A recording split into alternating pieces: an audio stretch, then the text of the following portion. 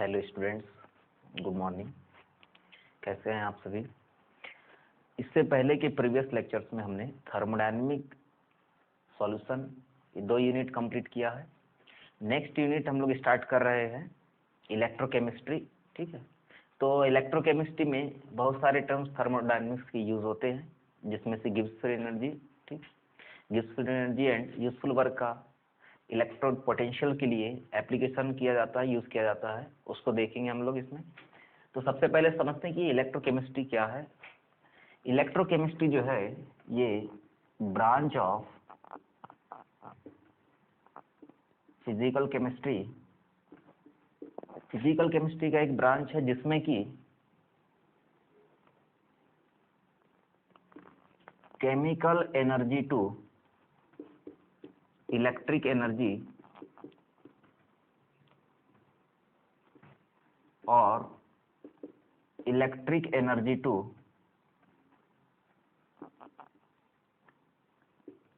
Chemical energy, ये 2 type के change को स्टडी करेंगे और इससे रिलेटेड एप्लीकेशन को स्टडी करेंगे।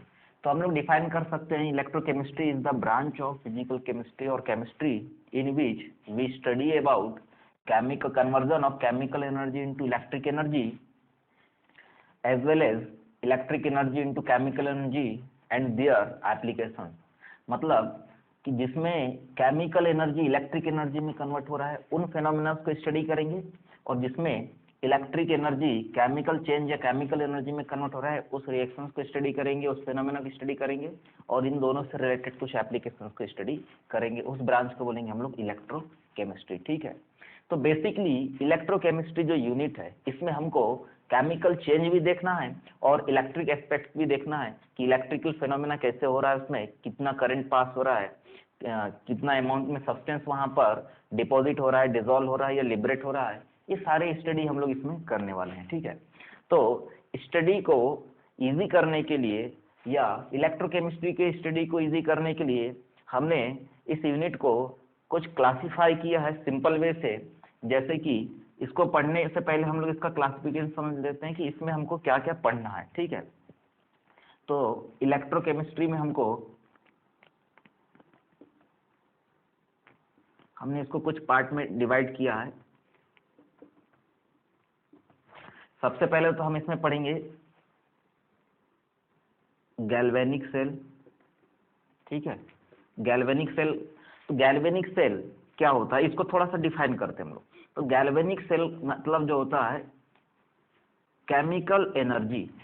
क्या है गैल्वेनिक सेल? देखिए, केमिकल एनर्जी को इलेक्ट्रिक एनर्जी में कन्वर्ट करने का डिवाइस क्या है? Galvanic cell. ठीक है, नाउ गैल्वेनिक सेल का डेफिनेशन क्या होगा? It is a type of device which convert chemical energy into electric energy.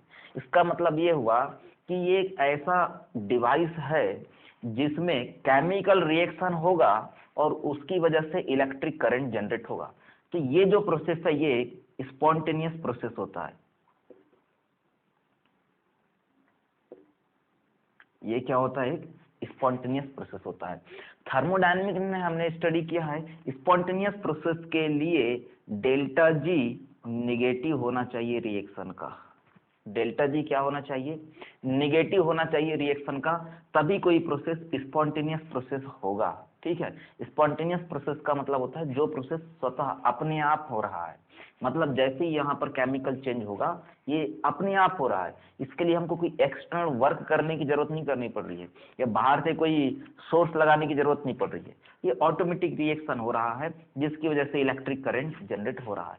तो स्पॉन्टेनियस रिएक्शंस के लिए प्रोसेस के डेल्टा जी में चेंज निगेटिव होना चाहिए, तभी वो स्पॉन्टेनियस प्रोसेस होगा।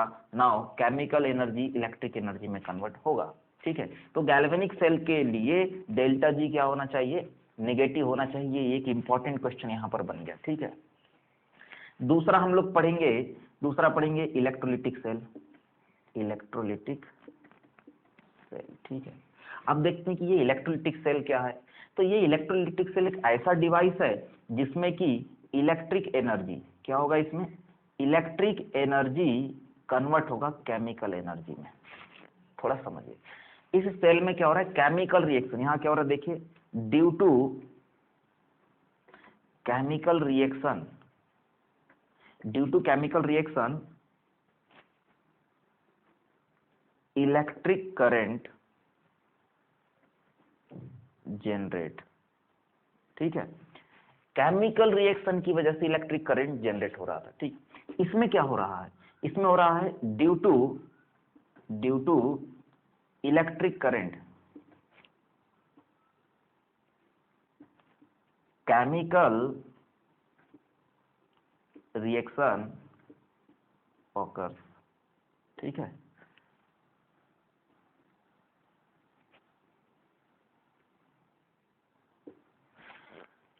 Chemical reaction electric current pass करने की वजह से हो रहा है। ठीक, इसलिए यहां क्या लिखा हुआ देखिए, electric energy convert into chemical energy. इसका मतलब ये है कि जब तक के हम किसी भी केमिकल रिएक्शन में इलेक्ट्रिक करंट पास नहीं करेंगे, वो केमिकल रिएक्शन स्पॉन्टेनियसली नहीं होगा। इसका मतलब इस रिएक्शन को, दैट मीन्स केमिकल चेंज को कराने के लिए हमको एक टाइप का एनर्जी प्रोवाइड करना पड़ रहा है, और वो है इलेक्ट्रिक एनर्जी। इसलिए ये जो रिएक्शन होगा ये क्या होगा, नॉन स्पॉन्टेनियस रिएक्शन।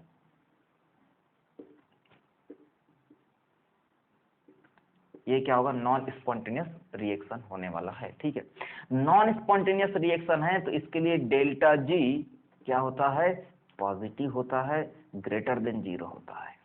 दूसरा एमपी क्वेश्चन बन गया यहाँ पर कि for electrolytic cell delta G of reaction क्या होगा, क्योंकि ये नॉन स्पॉन्टेनियस रिएक्शन है, ऑटोमेटिक नहीं हो रहा है, क्योंकि इस रिएक्शन को कराने के लिए हमको केमिकल रिएक्शंस को कंप्लीट कराने के लिए करंट पास करना पड़ रहा है। और एक करंट क्या है, ये एक्सटर्नल वर्क कर रहे हैं हम लोग, एक्सटर्नल सोर्स से एनर्जी दे रहे हैं, केमिकल रिएक्शन तब जाके हो रहा है, और इसके लिए डेल्टा जी पॉजिटिव होगा। तो यदि डेल्टा जी एक बार निगेटिव हो गया, एक बार पॉजिटिव हो गया, यदि डेल्टा जी 0 होता है तो डेल्टा जी रिएक्शन 0 होने पर कोई भी केमिकल रिएक्शन इक्विलिब्रियम में होता है, और इक्विलिब्रियम का कंडीशन का हमको यहाँ पर यूज नहीं है।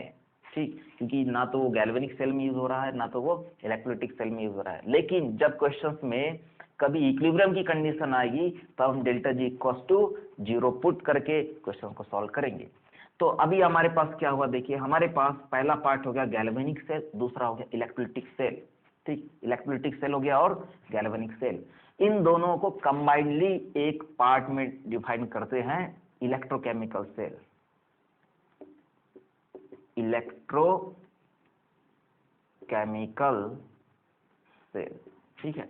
तो इलेक्ट्रोकेमिकल सेल क्या है, इलेक्ट्रोकेमिकल सेल वो सेल है जिसमें electric energy chemical energy electric energy में, या इलेक्ट्रिक एनर्जी केमिकल एनर्जी में कन्वर्ट होता है। ठीक है, मतलब it is a type of device in which we change chemical energy into electric energy और electric energy into chemical energy. It is further divided into two types, galvanic cell as well as electrolytic cell. तो galvanic cell में क्या हो रहा है, chemical energy electric energy में convert हो रहा है, और इलेक्ट्रोलिटिक सेल में इलेक्ट्रिक एनर्जी केमिकल एनर्जी में कन्वर्ट हो रहा है। एक स्पॉन्टेनियस प्रोसेस है, दूसरा नॉन स्पॉन्टेनियस प्रोसेस है। दूसरे प्रोसेस को कराने के लिए बाहर से इलेक्ट्रिक एनर्जी सप्लाई करनी पड़ रही है, तब जाके वो रिएक्शन हो रहा है। ठीक है, नेक्स्ट पार्ट हमको इसमें पढ़ना है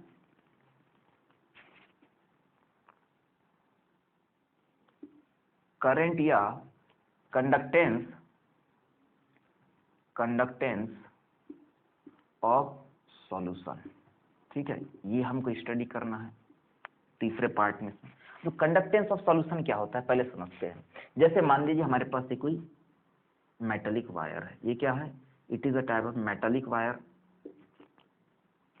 मेटालिक कंडक्टर लिखते हैं हम लोग इसको। ठीक है, तो मेटालिक वायर में करंट का फ्लो इलेक्ट्रॉन्स के फ्लो की वजह से होता है। किसकी वजह से होता है, electrons are responsible for conducting of current in any metallic wire.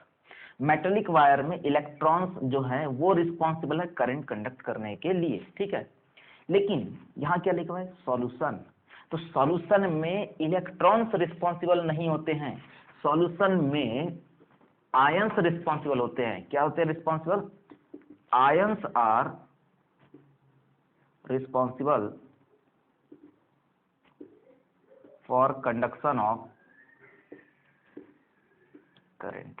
ठीक है, मतलब किसी भी इलेक्ट्रोलाइटिक सॉल्यूशंस में उसके आयंस की वजह से होने वाले करंट को या रेजिस्टेंस को या कंडक्टेंस को या मोलर कंडक्टेंस को या इलेक्ट्रोलाइटिक कंडक्टेंस को, किसी भी टाइप के कंडक्टेंस को जिसमें स्टडी करेंगे तो वो कैटेगरी में जाएगा कंडक्टेंस ऑफ सॉल्यूशन। ठीक है, सॉल्यूशंस के टर्म्स से हम लोग कंडक्टेंस मेजर कर रहे हैं यहाँ पर, और सॉल्यूशंस में जो है माइग्रेशन ऑफ आयंस होता है जिसकी वजह से करंट फ्लो होता है। ठीक है, तो ये 3 बेसिकली डिवाइडेड पार्ट है। चौथा पार्ट एक और डिवाइड करके पढ़ सकते हैं हम लोग, एप्लीकेशन।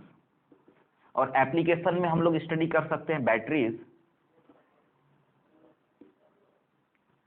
एंड कोरोजन का।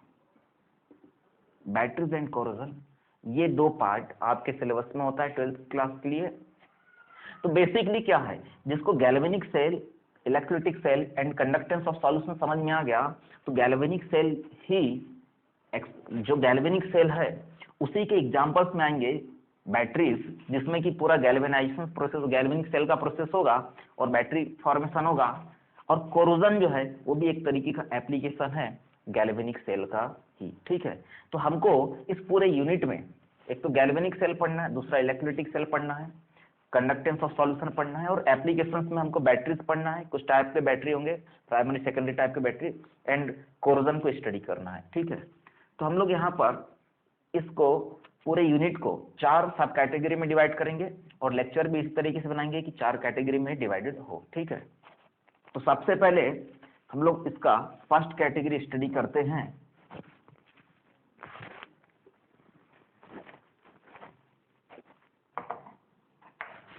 फर्स्ट कैटेगरी में हमने इसको लिखा हुआ है भले ही गैल्वेनिक सेल, लेकिन स्टडी करते हैं इलेक्ट्रोलाइटिक सेल, क्योंकि फर्स्ट कैटेगरी वाला जो है सेकंड कैटेगरी से रिलेटेड नहीं है। ऐसा कुछ नहीं है कि हम पहले सेकंड कैटेगरी को पढ़ लें फर्स्ट को। तो यहाँ सबसे पहले पढ़ते हैं हम लोग क्या, इलेक्ट्रोलाइटिक सेल। ठीक है, लेकिन इससे पहले क्या है, हम लोग कुछ छोटे छोटे डेफिनेशंस को डिफाइन कर लेते हैं। किसी भी सेल को फॉर्मेशन करने के लिए सेल में क्या होना जरूरी है, सबसे पहला एक होता है इलेक्ट्रोड। सेल में जो बेसिक एलिमेंट्स हैं सेल के वो क्या हैं, एक होता है इलेक्ट्रोड। ठीक, तो इलेक्ट्रोड क्या होता है इसको समझते हैं। इलेक्ट्रोड ये मेटेलिक वायर होता है। ठीक है, या फिर कभी कभी हम यहाँ पर मेटेलिक वायर की जगह पर मरकरी इलेक्ट्रोड का भी यूज करते हैं, जो कि लिक्विड फॉर्म पे होता है। लेकिन ये जो मेटेलिक वायर है या मेटेलिक कंडक्टर्स होता है और मेटेलिक कंडक्टर होता है। ठीक है, और ये काम क्या करता है, विच फ्लो इलेक्ट्रॉन्स, जो कि इलेक्ट्रॉन के फ्लो की वजह से एंड कंडक्ट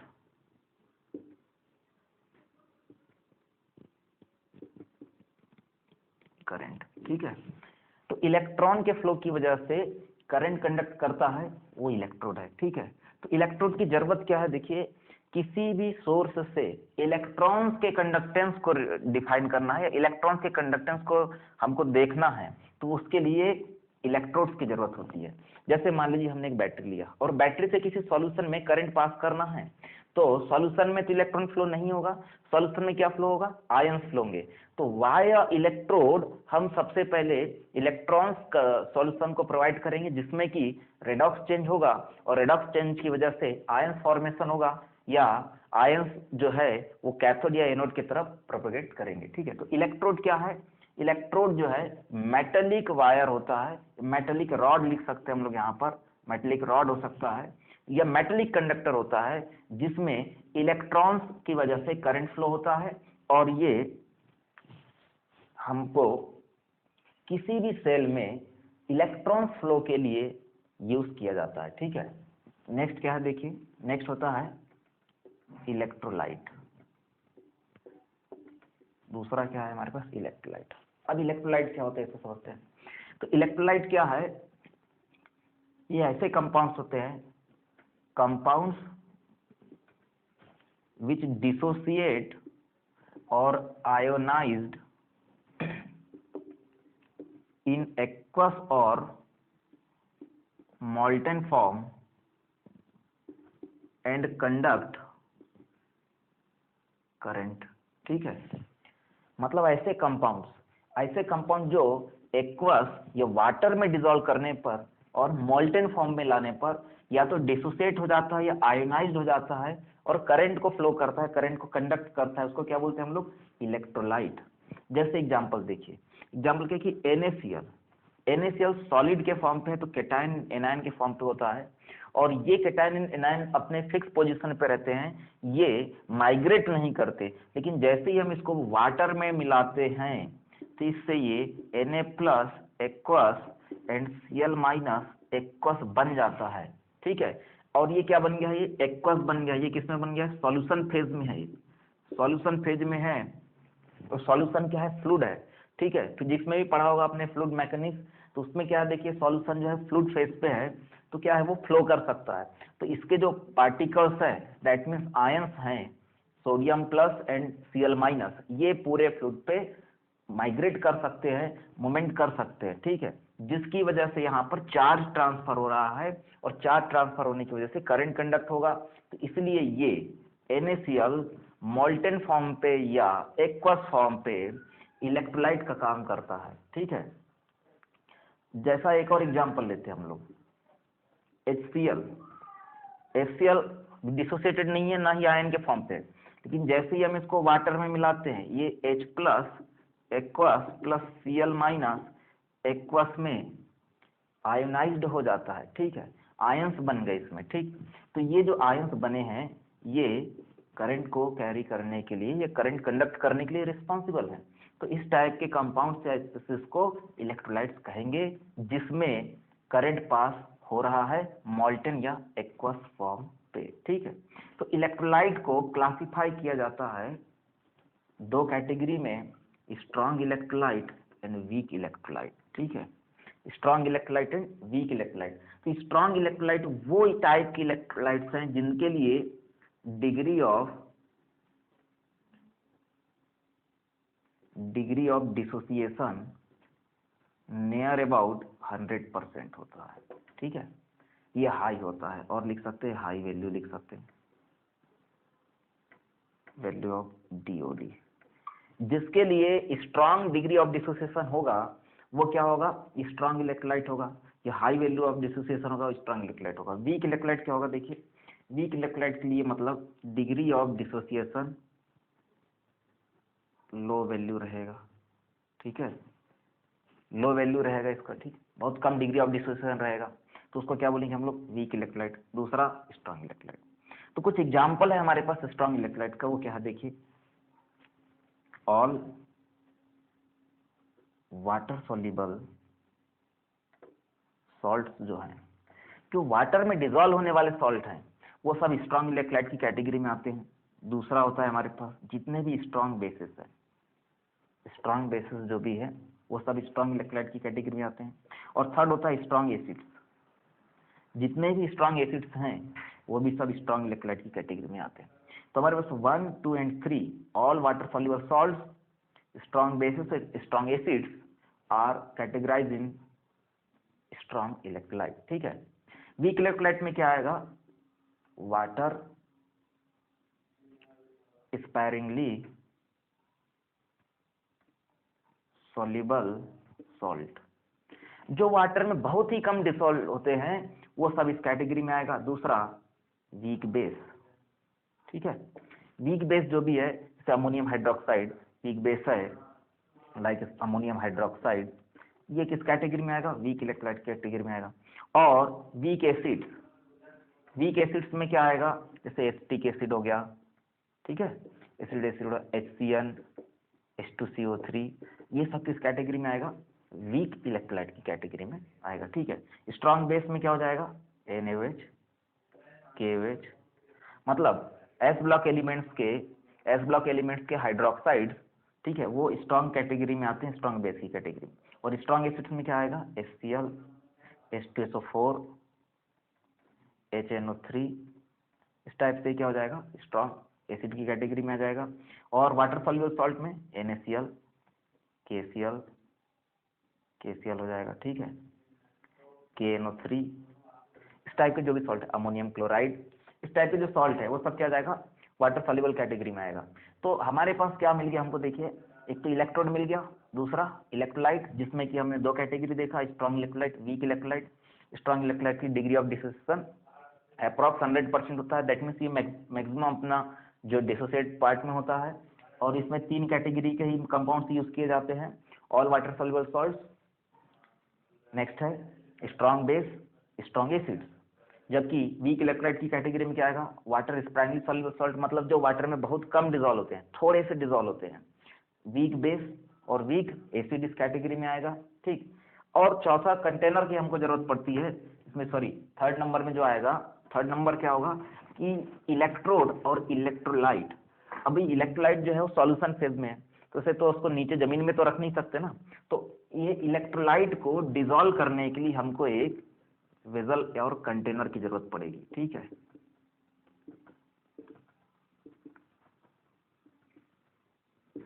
एक वेसल या कंटेनर की जरूरत पड़ती है।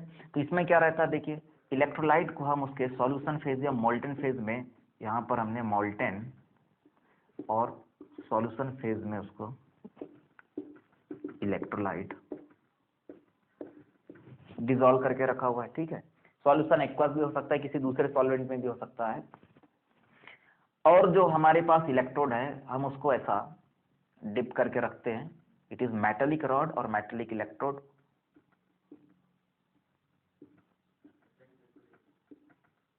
अब बहुत सारे स्टूडेंट्स के मन में एक क्वेश्चन आ रहा है, दो रॉड क्यों लिया है। दो रॉड इसलिए लिया है हमने क्योंकि किसी भी सेल में दो इलेक्ट्रोड होता है, एक कैथोड और एक एनोड, आगे चल के हम लोग डिस्कस करेंगे उसको।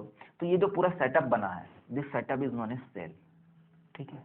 इस सेटअप को ही क्या बोल रहे हैं हम लोग, सेल। तो सेल क्या है, एक ये पूरा container, electrolytic solutions and electrode, इन तीन चीजों से मिलकर जो डिवाइस बना है उसको क्या बोलते हैं हम लोग, सेल बोलते हैं। यदि इस सेल में केमिकल एनर्जी से इलेक्ट्रिक एनर्जी मिल रहा है तो उसको बोलेंगे हम लोग गैल्वेनिक सेल। और यदि इस सेल में इलेक्ट्रिक एनर्जी पास करने से केमिकल रिएक्शन हो रहा है तब उसको क्या बोलेंगे हम लोग, उसको बोलेंगे इलेक्ट्रोलिटिक सेल, ठीक है। तो सेल के जो कंपोनेंट्स हैं क्या है वो, इलेक्ट्रोड, इलेक्ट्रोलाइट एंड कंटेनर या वेसल। ये मेनली आप भाई सॉल्यूशन को तो अर्थ पे नहीं रख सकते या हवा पे नहीं रखना है हमको, कि ना कोई कंटेनर लेना पड़ेगा। तो ये तो बेसिक रिक्वायरमेंट्स में होता है, ठीक है। नाउ नेक्स्ट है हमारे पास, इसके बाद बात करते हैं हम लोग जो इलेक्ट्रोलिटिक सेल है इसके बारे में।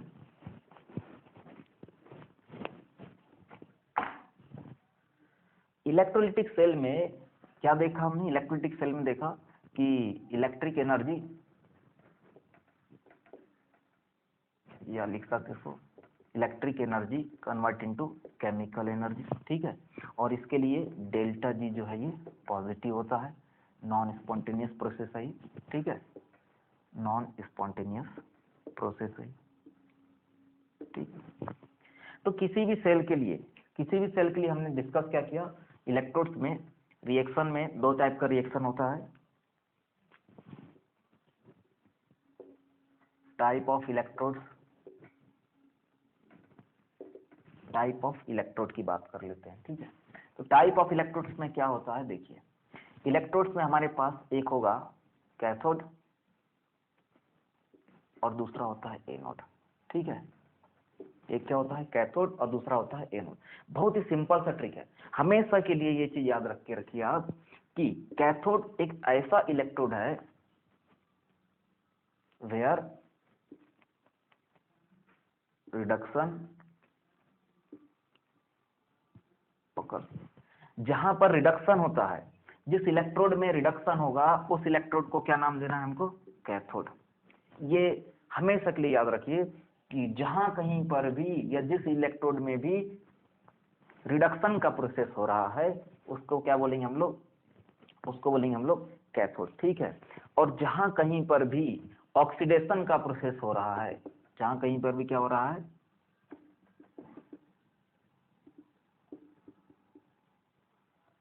जहां कहीं भी ऑक्सीडेशन का प्रोसेस हो रहा है उसका नाम क्या है, एनोड, ठीक है। तो आपको याद क्या रखना है, देखिए कैथोड एक ऐसा इलेक्ट्रोड है जहां पर रिडक्शन होता है और एनोड एक ऐसा इलेक्ट्रोड है जहां पर क्या होता है, ऑक्सीडेशन प्रोसेस होता है, ठीक है। तो टाइप ऑफ इलेक्ट्रोड में ये हमारे पास ए कैटेगरी हो गया कि एक तो कैथोड और एक तो एनोड। बी कैटेगरी में हम इस तरीके से डिवाइड कर सकते हैं इसको, एक होता है रिएक्टिव इलेक्ट्रोड और दूसरा होता है इनर्ट और नॉन रिएक्टिव इलेक्ट्रोड। ठीक है, रिएक्टिव इलेक्ट्रोड का मतलब ये है कि मतलब इलेक्ट्रोड जो है वो खुद केमिकल चेंज कर देता है। जैसे कि हमारे पास है कॉपर, सिल्वर, जिंक, इस टाइप का जो इलेक्ट्रोड है ये क्या होता है, ये खुद जो है इलेक्ट्रोड चेंज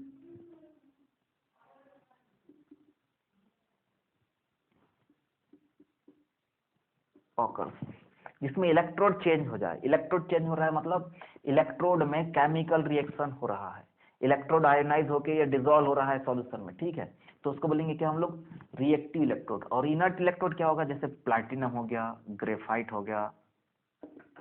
ग्रेफाइट को ही कार्बन इलेक्ट्रोड बोला जाता है। ठीक है, अब इसमें क्या होगा, बहुत सारे स्टूडेंट को लगता है कार्बन तो इंसुलेटर है, लेकिन कार्बन का जो ग्रेफाइट फॉर्म है वो क्या है, कंडक्टर होता है। तो कार्बन का जो ग्रेफाइट फॉर्म है उसी को कार्बन इलेक्ट्रोड या ग्रेफाइट इलेक्ट्रोड बोला जाता है। तो ये इलेक्ट्रोड जो होते हैं ये क्या होते हैं, ये इनर्ट इलेक्ट्रोड या नॉन रिएक्टिव इलेक्ट्रोड्स में होते हैं। इसमें मतलब क्या होता है, no change in this type of electrode. इस टाइप के इलेक्ट्रोड में कोई चेंज नहीं होगा, इलेक्ट्रोड का सब्सटेंस जितना है उतना ही रहेगा। इसमें इलेक्ट्रोलाइट जो है उसमें चेंज होगा। प्लैटिनम इनर्ट इलेक्ट्रोड की कैटेगरी में आता है, ग्रेफाइट भी इनर्ट इलेक्ट्रोड की कैटेगरी में आता है। ये आपको ध्यान में रखना है। ठीक है, तो हमने क्या पढ़ा अभी इसमें, टाइप ऑफ इलेक्ट्रोड को दो कैटेगरी में डिवाइड किया। एक तो बेसिकली एनोड एंड कैथोड होता है, जहां पर रिडक्शन ऑकर्स होगा उसको बोलेंगे कैथोड, और जहां ऑक्सीडेशन होगा उसको बोलेंगे एनोड। दूसरा हमने एक दूसरा कैटेगरी डिवाइड किया जिसमें क्या है, रिएक्टिविटी के बेसिस पर डिवाइड किया कि कौन रिएक्टिव होगा कौन नॉन रिएक्टिव होगा। या देखिए इसको क्या कर सकते हैं हम लोग, रिएक्टिव इलेक्ट्रोड्स में ये कैथोड एनोड दोनों आएगा, और इसमें क्या हो रहा है देखिए, ये जो है ये नॉन रिएक्टिव इसलिए बोल रहे हैं क्योंकि जो प्लैटिनम इलेक्ट्रोड है, ये ग्रेफाइट इलेक्ट्रोड है, ये इलेक्ट्रोलाइटिक सब्सटेंस से कोई चेंज नहीं हो रहा है, रिएक्शन नहीं कर रहा है। और जब भी हम इस टाइप का इलेक्ट्रोड यूज करते हैं तो सेल में इन इलेक्ट्रोड्स में कोई केमिकल चेंज नहीं होता है। ठीक है, इन इलेक्ट्रोड्स में कोई भी केमिकल चेंज नहीं होगा, इसलिए इसका नाम इनर्ट इलेक्ट्रोड रखा गया है। ठीक है, अब क्या है देखिए, जो रिएक्शन होता है वो क्या होता है, सेल रिएक्शन की बात कर लेते हैं। तो सेल रिएक्शन में क्या होता है, दो ही टाइप का रिएक्शन होता है। एक तो होता है ऑक्सीडेशन और दूसरा होता है रिडक्शन। ठीक है, सेल रिएक्शन में क्या है, ऑक्सीडेशन है, रिडक्शन। ठीक है, इसको यहां से लिखते हैं ऐसा। और रेडॉक्स रिएक्शन में ये सभी पढ़ा हुआ है। तो ऑक्सीडेशन रिएक्शन क्या होता है देखिए, ऑक्सीडेशन रिएक्शन का मतलब होता है एडिशन ऑफ ऑक्सीजन। ठीक है, यदि ऑक्सीजन ऐड हो रहा है कहीं पर तो उस रिएक्शन को क्या बोलेंगे, ऑक्सीडेशन बोलेंगे। जबकि रिडक्शन क्या होता है, रिमूवेशन ऑफ ऑक्सीजन। ठीक है, ऑक्सीजन निकल रहा है तो क्या बोलेंगे उसको, रिडक्शन बोलेंगे। या on the basis of hydrogen कैसे डिफाइन करेंगे,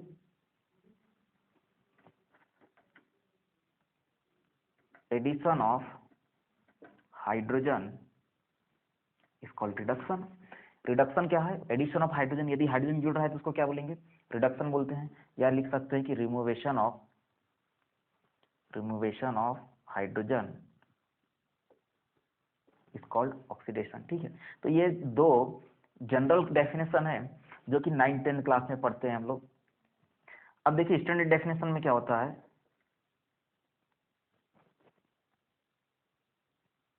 रिमूवेशन ऑफ इलेक्ट्रॉन, यदि किसी भी इलेक्ट्रोड्स में किसी स्पीसीज से इलेक्ट्रॉन निकल रहा है तो रिमूवेशन ऑफ इलेक्ट्रॉन क्या है, ऑक्सीडेशन। ये एक इंपॉर्टेंट डेफिनेशन है कि इसी के बेसिस पर हम लोग इलेक्ट्रोकेमिकल सेल या इलेक्ट्रोलाइटिक सेल में स्टडी करेंगे। तो रिमूवेशन ऑफ इलेक्ट्रॉन क्या होगा, ऑक्सीडेशन, और एडिशन ऑफ इलेक्ट्रॉन क्या होगा देखिए, addition of electron is called reduction. जब इलेक्ट्रॉन ऐड हो रहा है तो ऐड हो रहा है इलेक्ट्रॉन, तो वो प्रोसेस क्या होगा, रिडक्शन। और जब इलेक्ट्रॉन निकल रहा है, रिमूव हो रहा है, तो उसको क्या बोलेंगे, ऑक्सीडेशन। ठीक है, अब देखिए इलेक्ट्रॉन रिमूव हो रहा है मतलब पॉजिटिव ऑक्सीडेशन स्टेट क्या हो रहा है, बढ़ रहा है, तो ऑक्सीडेशन स्टेट इंक्रीज हो रहा है इसमें।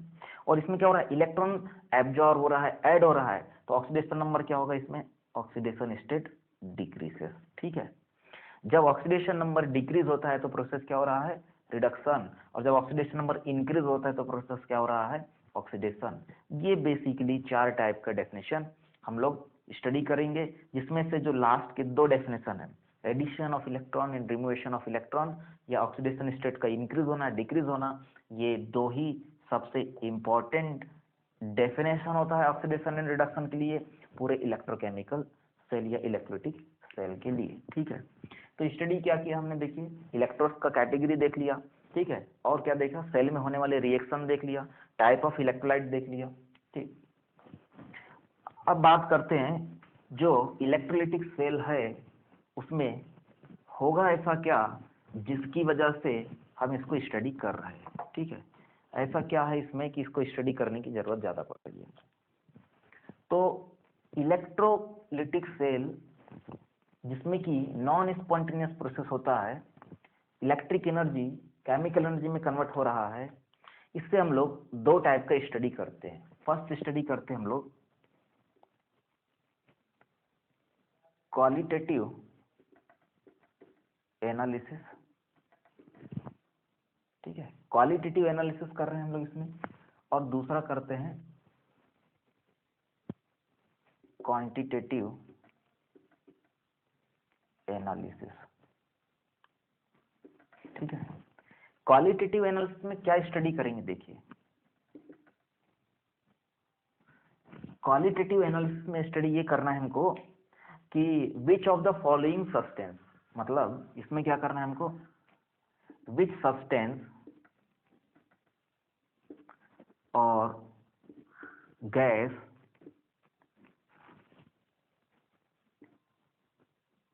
Remove at electrode.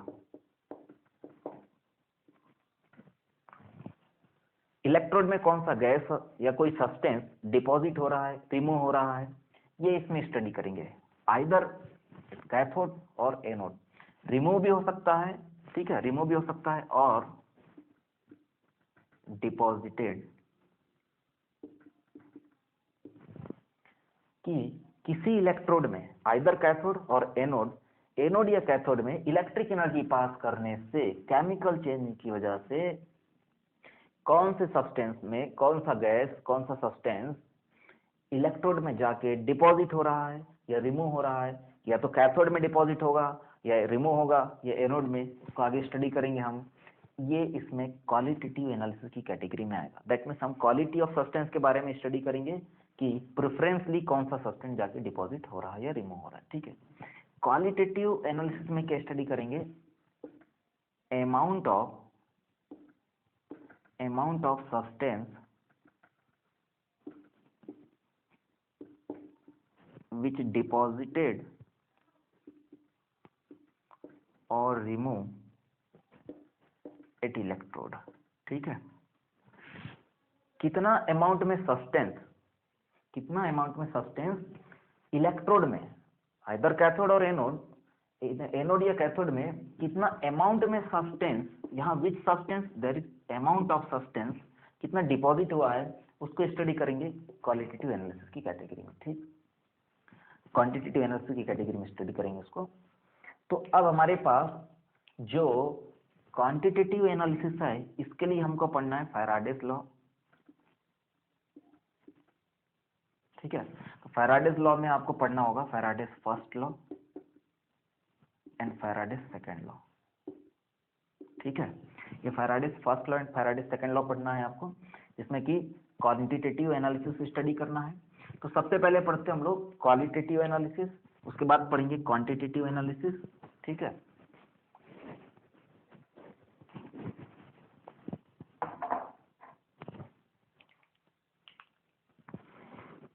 ये कैटेगरी में क्या रखा है हमने, क्वालिटेटिव एनालिसिस। ठीक है, क्वालिटेटिव एनालिसिस में क्या देखना है हमको कि कौन सा सब्सटेंस इलेक्ट्रोड में जाके डिपॉजिट हो रहा है या रिमूव हो रहा है। ठीक, और रिएक्शन दो ही टाइप के हैं, कौन कौन सा, ऑक्सीडेशन और रिडक्शन। और इलेक्ट्रोड भी हमारे पास दो ही टाइप के हैं, anode and cathode, reactive and non reactive, another type का कैटेगरी है। एक एग्जांपल लेते हैं हम लोग। एग्जांपल ले रहे हैं कि जैसे मान लिया कि एक्वस NaCl का सॉल्यूशन है, इलेक्ट्रोलाइट हमारे पास है, इलेक्ट्रोलाइट की कैटेगरी में NaCl लिया, NaCl को वाटर में डिसॉल्व किया, ये सॉलिड के फॉर्म पे था, तो ये क्या बन गया, Na प्लस एक्वस और Cl माइनस एक्वस। ठीक है, ये डिसोसिएट हो गया, आयनाइज हो गया बोल सकते हैं। ठीक है, ये सारा प्रोसेस कहाँ हो रहा है, ये हमने एक कंटेनर लिया, कंटेनर में हमने ये एक्वस सॉल्यूशन ले लिया। ठीक है, तो सॉल्यूशन में क्या मिल रहा है हमको, सॉल्यूशन में Na plus and Cl minus aqueous form पे है, और ये फ्लूइड के फॉर्म पे है, इसलिए Na plus and Cl minus free है मूवमेंट करने के लिए, जो कि फ्लूइड का प्रॉपर्टीज होता है। ठीक है, अब हमने क्या किया, इसमें दो इलेक्ट्रोड लगा दिया, there is one electrode another electrode. ठीक, तो ये एक इलेक्ट्रोड हो गया और ये क्या हो गया, ये दूसरा इलेक्ट्रोड हो गया। और इलेक्ट्रोड क्या है, इलेक्ट्रोड कुछ भी नहीं है, ये एक मेटेलिक रॉड है, मेटेलिक वायर का काम करता है, जो इलेक्ट्रिक करंट इलेक्ट्रॉन ट्रांसफर के थ्रू कंडक्ट करने में काम आ रहा है। दैट मीन्स बैटरी से सॉल्यूशन का सर्किट को कंप्लीट कराने के लिए हमने क्या लगाया, यहाँ पर इलेक्ट्रोड लगा के रखा हुआ है। ठीक है, अब इनका कनेक्शन क्या कर रहे हैं देखिए, क्योंकि डेफिनेशन क्या है इलेक्ट्रोलाइटिक सेल का, electric energy convert into chemical energy या केमिकल चेंज। ठीक है, इसको आपको ध्यान में रखना है।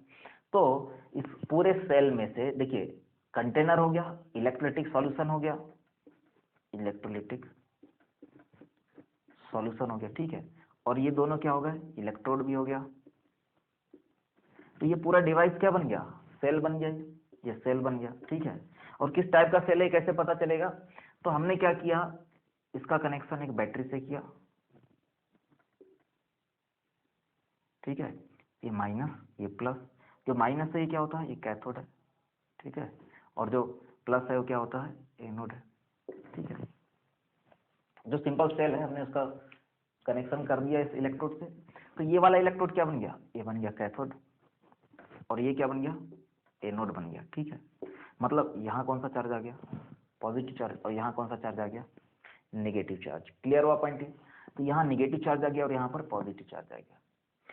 और ये केमिकल चेंज हो रहा है जब हम इस पूरे सिस्टम में, इस सेल में इलेक्ट्रिक एनर्जी सप्लाई कर रहे हैं। ये क्या है हमारे पास, ये एक्सटर्नल बैटरी है।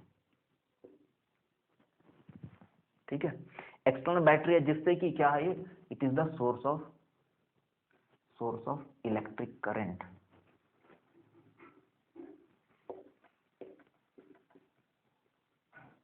ये इलेक्ट्रिक करंट का सोर्स है, तो इलेक्ट्रिक एनर्जी दे रहे हैं हम इस पूरे सेल में। तो क्या होगा, इससे केमिकल चेंज हो रहा है, और केमिकल चेंज दो ही तरीके का होगा, एक तो रिडक्शन होगा, दूसरा ऑक्सीडेशन होगा। ठीक है, तो हमने एक छोटा सा पॉइंट याद करके रखा हुआ है, ऐसा क्या था कि कैथोड में हमेशा रिडक्शन होना है, लिख देते हैं यहाँ पर, कैथोड में ऑलवेज रिडक्शन, एंड एनोड में क्या होगा, ऑलवेज ऑक्सीडेशन। ठीक है, एनोड में ऑलवेज ऑक्सीडेशन, कैथोड में ऑलवेज रिडक्शन। ठीक है, तो हमारे पास जो कैथोड है उसमें क्या हो रहा है देखिए, सबसे पहले इलेक्ट्रोलाइट के बारे में डिस्कस कर लेते हैं। तो इलेक्ट्रोलाइट में क्या है हमारे पास, Na प्लस आयन है एक्वस के फॉर्म पे, कॉमा करते हैं, Cl माइनस आयन है एक्वस के फॉर्म पे। ठीक है, और वाटर जो है, वाटर भी इलेक्ट्रोलाइट का काम करता है, क्योंकि वाटर आयोनाइज होता है, वो वीक इलेक्ट्रोलाइट का काम करता है। तो वाटर आयोनाइज होगा तो H plus ion and OH minus ion, ये भी हमारे पास सॉल्यूशन में प्रेजेंट है, क्योंकि वाटर के आयोनाइजेशन की वजह से, क्योंकि सॉल्यूशन क्या है, एक्वस है, और एक्वस सॉल्यूशन में वाटर है, तो वाटर भी आयोनाइज हो जाएगा और H plus ion and OH minus ion देगा। तो हमारे पास कहना चाहिए जो कैटायंस है, कैटायंस हो गया क्या क्या, Na plus and H plus, और एनायंस जो है, एनायंस हो गया Cl minus and OH minus. ठीक है, दो टाइप के कैटायन हो गए और दो टाइप के एनायन हो गए। तो हम यहाँ स्टडी कर रहे हैं क्वालिटेटिव एनालिसिस। इसका मतलब ये देखना है हमको कि दोनों में से कौन सा कैटायन प्रेफरेंसली, ठीक है, दोनों में से कौन सा कैटायन प्रेफरेंसली कैथोड में जाएगा और दो में से कौन सा एनायन प्रेफरेंसली एनोड में जाएगा। इसी को स्टडी करने के लिए हमने यहाँ लिखा हुआ है क्वालिटेटिव एनालिसिस। ठीक, तो ये कैसे डिसाइड करेंगे हम, ये कैसे डिसाइड करेंगे कि Na जाएगा या H प्लस जाएगा या Cl माइनस जाएगा या OH माइनस जाएगा एनोड या कैथोड में। ठीक है, तो यहाँ क्या हो रहा है देखिए, factors which affect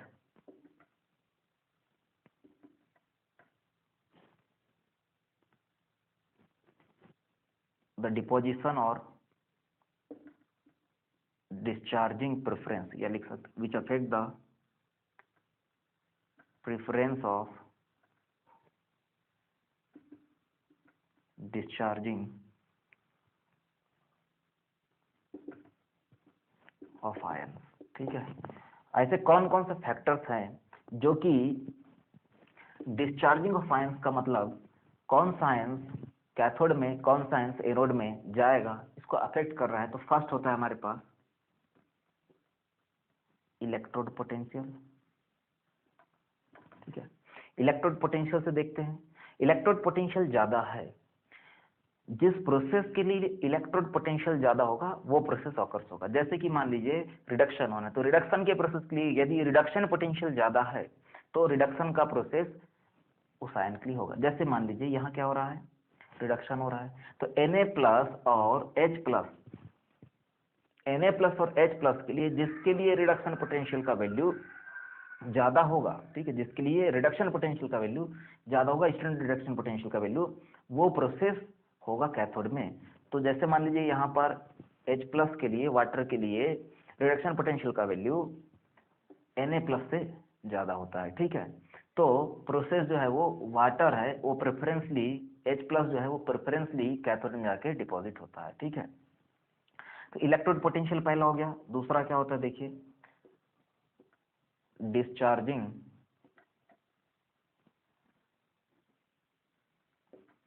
potential. Discharging potential क्या होता है इसको समझते हैं हम लोग।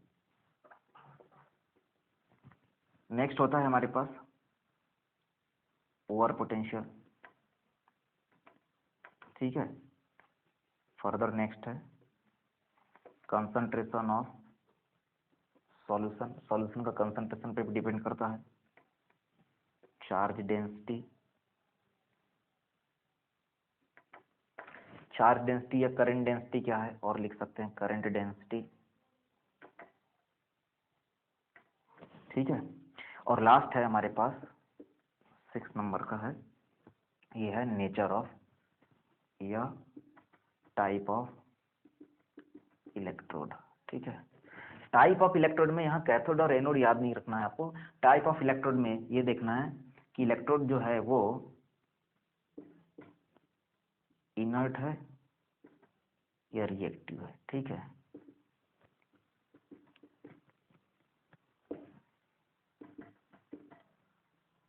ये देखना होता है हमको कि जो इलेक्ट्रोड है वो इनर्ट इलेक्ट्रोड है या रिएक्टिव इलेक्ट्रोड है। ठीक है, तो एक एक करके हम ये सारे पॉइंट्स को स्टडी करते हैं और इसी एग्जांपल में समझते हैं कि कैसे Na प्लस डिपॉजिट होगा कैथोड पे या H प्लस डिपॉजिट होगा कैथोड पे। ठीक है, तो इसको इरेज करते हैं हम लोग यहाँ पर।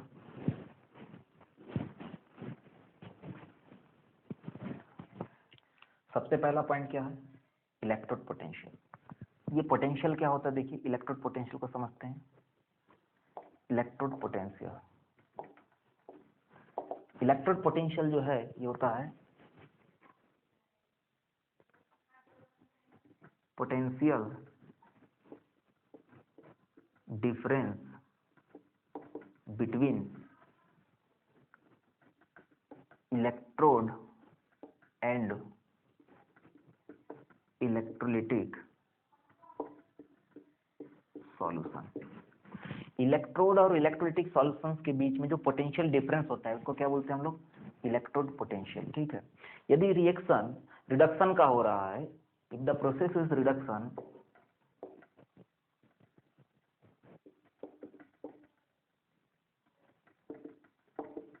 then potential is called reduction potential. यदि प्रोसेस रिडक्शन हो रहा है तो रिडक्शन पोटेंशियल बोलेंगे, एंड वाइस वर्सा, मतलब यदि प्रोसेस जो है वो ऑक्सीडेशन का हो रहा है तो उसको क्या बोलेंगे हम लोग, ऑक्सीडेशन पोटेंशियल। ठीक है, तो इलेक्ट्रोड पोटेंशियल क्लियर हुआ। इलेक्ट्रोड पोटेंशियल जो है ये इलेक्ट्रोकेमिकल सेल पढ़ेंगे, उसमें और भी ज्यादा डिस्कस करेंगे इसको, इसलिए अभी हम यहाँ पर थोड़ा सा सिंपली स्टडी कर रहे हैं कि इलेक्ट्रोड और इलेक्ट्रोलिटिक सॉल्यूशंस के बीच में जो पोटेंशियल डिफरेंस जनरेट होगा उसको क्या बोलेंगे, इलेक्ट्रोड पोटेंशियल। तो जिस प्रोसेस को करने के लिए, जैसे मान लीजिए रिडक्शन हो रहा है, तो रिडक्शन किसका हो रहा है, देखिए Na+ एक्वस में है, वो एक इलेक्ट्रॉन गेन करके Na सॉलिडिफाई हो सकता है। ठीक है, या H+ एक्वस में है, ये एक इलेक्ट्रॉन गेन करके H में आ सकता है, रेडिकलाइज हो सकता है। ये इसको ऐसा लिख सकते हैं, there is 2H+ and 2 electron, it convert into 2s2 hydrogen gas, ये बन सकता है। ठीक है, तो दोनों प्रोसेस क्या हो रहा है यहाँ पर, देखिए दोनों प्रोसेस हो रहा है रिडक्शन का, दोनों प्रोसेस रिडक्शन का हो रहा है, दोनों में इलेक्ट्रॉन की जरूरत है। तो यदि यहाँ पर ये एक फर्स्ट नंबर का सेल रिएक्शन, दूसरे नंबर का रिएक्शन लिखते हैं, यदि पहले वाले रिएक्शन का रिडक्शन पोटेंशियल, क्योंकि यहाँ देखिए इसके और इलेक्ट्रोड के बीच में जो पोटेंशियल डिफरेंस जनरेट होगा उसको क्या बोलेंगे हम लोग, इलेक्ट्रोड पोटेंशियल। प्रोसेस हो रहा है रिडक्शन का, तो देयर इज रिडक्शन पोटेंशियल। तो यदि फर्स्ट रिएक्शन के लिए रिडक्शन पोटेंशियल का वैल्यू ज्यादा होता है सेकेंड रिएक्शन से, क्या बात कर रहे हैं हम लोग, देखिए वापस समझते हैं। यदि फर्स्ट रिएक्शन का रिडक्शन पोटेंशियल सेकेंड रिएक्शन के रिडक्शन पोटेंशियल से ज्यादा होता है तो दोनों में से प्रेफरेंसली फर्स्ट रिएक्शन होगा। लेकिन यदि सेकेंड रिएक्शन का रिडक्शन पोटेंशियल फर्स्ट रिएक्शन से ज्यादा होता है तो सेकेंड नंबर का रिएक्शन प्रेफरेंसली फर्स्ट रिएक्शन से पहले होगा। ठीक है, तो क्या पॉइंट आया यहाँ पर पॉइंट आ रहा है, नोटेड पॉइंट आ रहा है, higher the value of reduction potential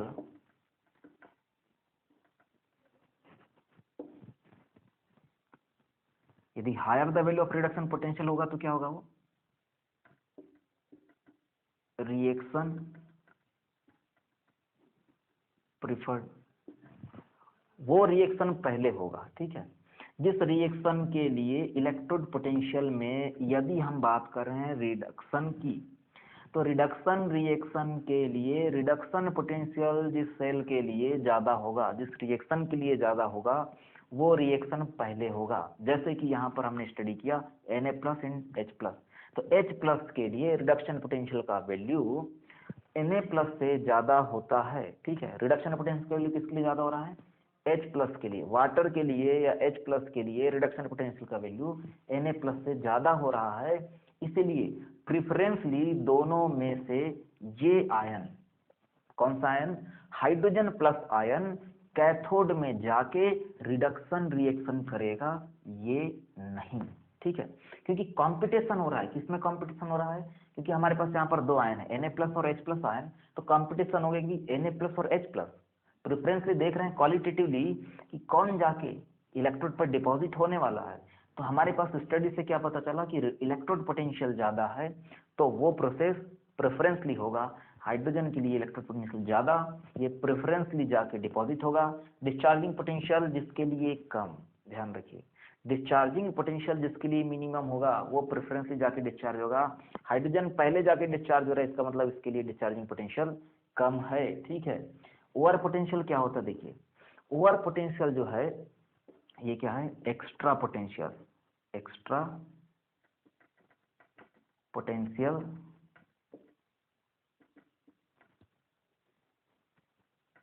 which provide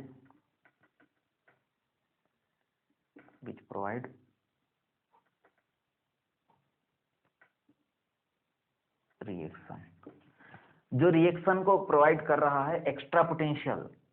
जैसे मान लीजिए ऑक्सीजन गैस है, Cl2 गैस है, Cl2 gas extra potential provide होता है, ओवर पोटेंशियल ज्यादा होने की वजह से वो एक्स्ट्रा पोटेंशियल गेन करते हुए Cl2 बन के यदि जा रहा है तो Cl2 गैस ऑक्सीजन के पहले प्रेफरेंसली लिबरेट होगा किसी भी रिएक्शन में। ठीक है, ये यहाँ समझ में आ रहा है। डिस्चार्जिंग पोटेंशियल को वापस एक बार समझते हैं। डिस्चार्जिंग पोटेंशियल क्या होगा, देखिए डिस्चार्जिंग पोटेंशियल मान लीजिए हमारे पास ये Na प्लस है एंड H प्लस है एंड K प्लस है, ठीक है।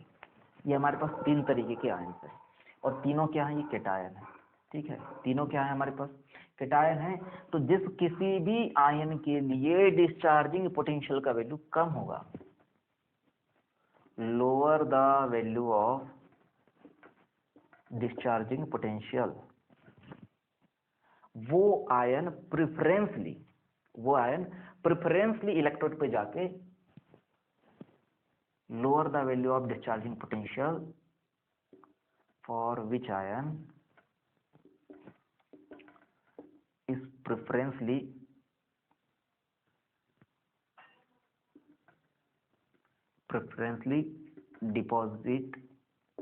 deposited at इलेक्ट्रोड, ठीक है। जिसके लिए lower the value of discharging potential होगा वो प्रेफरेंसली जाके इलेक्ट्रोड पे डिस्चार्ज होगा।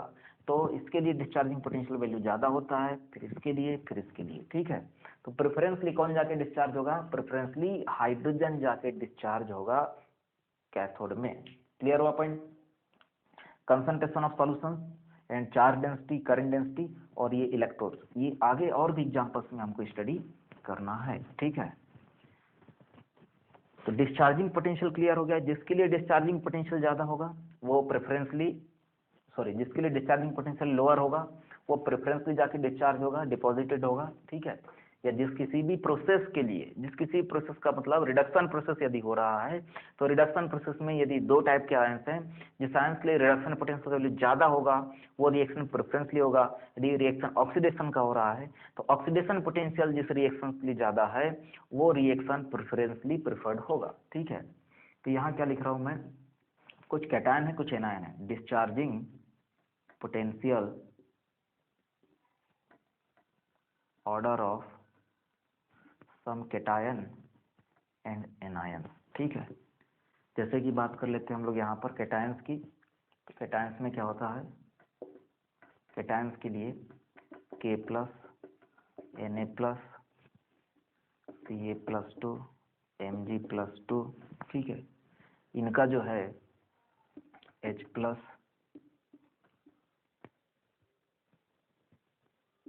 Cu प्लस 2, Ag प्लस, ये ऑर्डर होता है, ठीक है।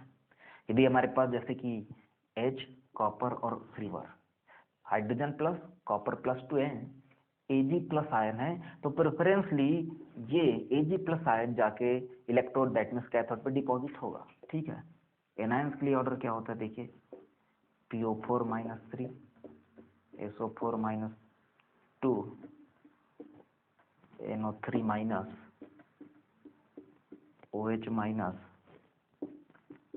क्लोरीन, ब्रोमीन, आयोडीन, ठीक है।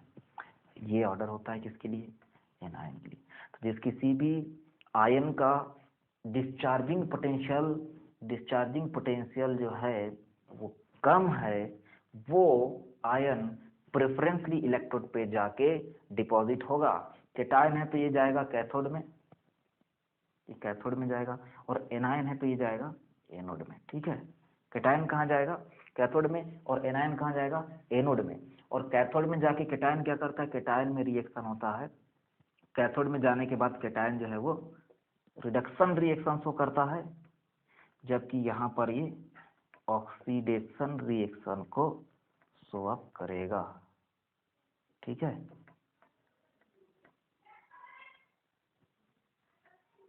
क्लियर हुआ पॉइंट। ये कौन कौन सा रिएक्शन शो कर रहा है डिस्चार्जिंग पोटेंशियल से हम लोग इसको देखेंगे, ठीक है। अब कुछ हम और एग्जांपल लेते हैं।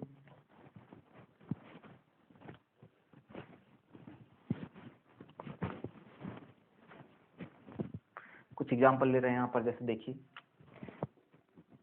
NaCl एक्वस फॉर्म पे है, ठीक है। तो डिसोसिएट हुआ तो क्या बनाए, Na प्लस एक्वस बन गया और Cl माइनस एक्वस बन गया, साथ में H2 डिकम्पोज हुआ तो H plus and OH minus बन गया। तो हमारे पास कैटायंस क्या आ गया, कैटायन आ गया H plus and Na plus. और एनायन क्या है हमारे पास, एनायन आ गया हमारे पास Cl minus and OH minus. ठीक है, तो डिस्चार्जिंग पोटेंशियल के अकॉर्डिंग देखें तो इन दोनों में यदि इनर्ट इलेक्ट्रोड है, इनर्ट इलेक्ट्रोड में प्लैटिनम इलेक्ट्रोड ले सकते हैं, इनर्ट इलेक्ट्रोड प्लैटिनम इलेक्ट्रोड है। ठीक है, इलेक्ट्रोड क्या है हमारे पास, प्लैटिनम इलेक्ट्रोड है, इनर्ट इलेक्ट्रोड है। तो इनर्ट इलेक्ट्रोड यदि है, इनर्ट इलेक्ट्रोड लिख लिया हमने यहाँ पर। ठीक है, तो कैथोड में कौन जाएगा, देखिए कैथोड में कौन सा रिएक्शन है, रिडक्शन का। और डिस्चार्जिंग पोटेंशियल के अकॉर्डिंग देखा कि प्रेफरेंस लिए जाएगा, ये नहीं। इसका मतलब कैथोड में क्या होगा, देखिए 2H प्लस एक्वस में से जाकर 2 इलेक्ट्रॉन को एब्जॉर्ब करके या गेन करके H2 गैस बना के लिबरेट होगा। ठीक है, कैथोड में कौन सा गैस निकल रहा है, कैथोड में H2 गैस निकल रहा है। ठीक है, और एनोड में क्या होगा देखते हैं, तो एनोड में होता है ऑक्सीडेशन का रिएक्शन, एनोड में होता है ऑक्सीडेशन का रिएक्शन।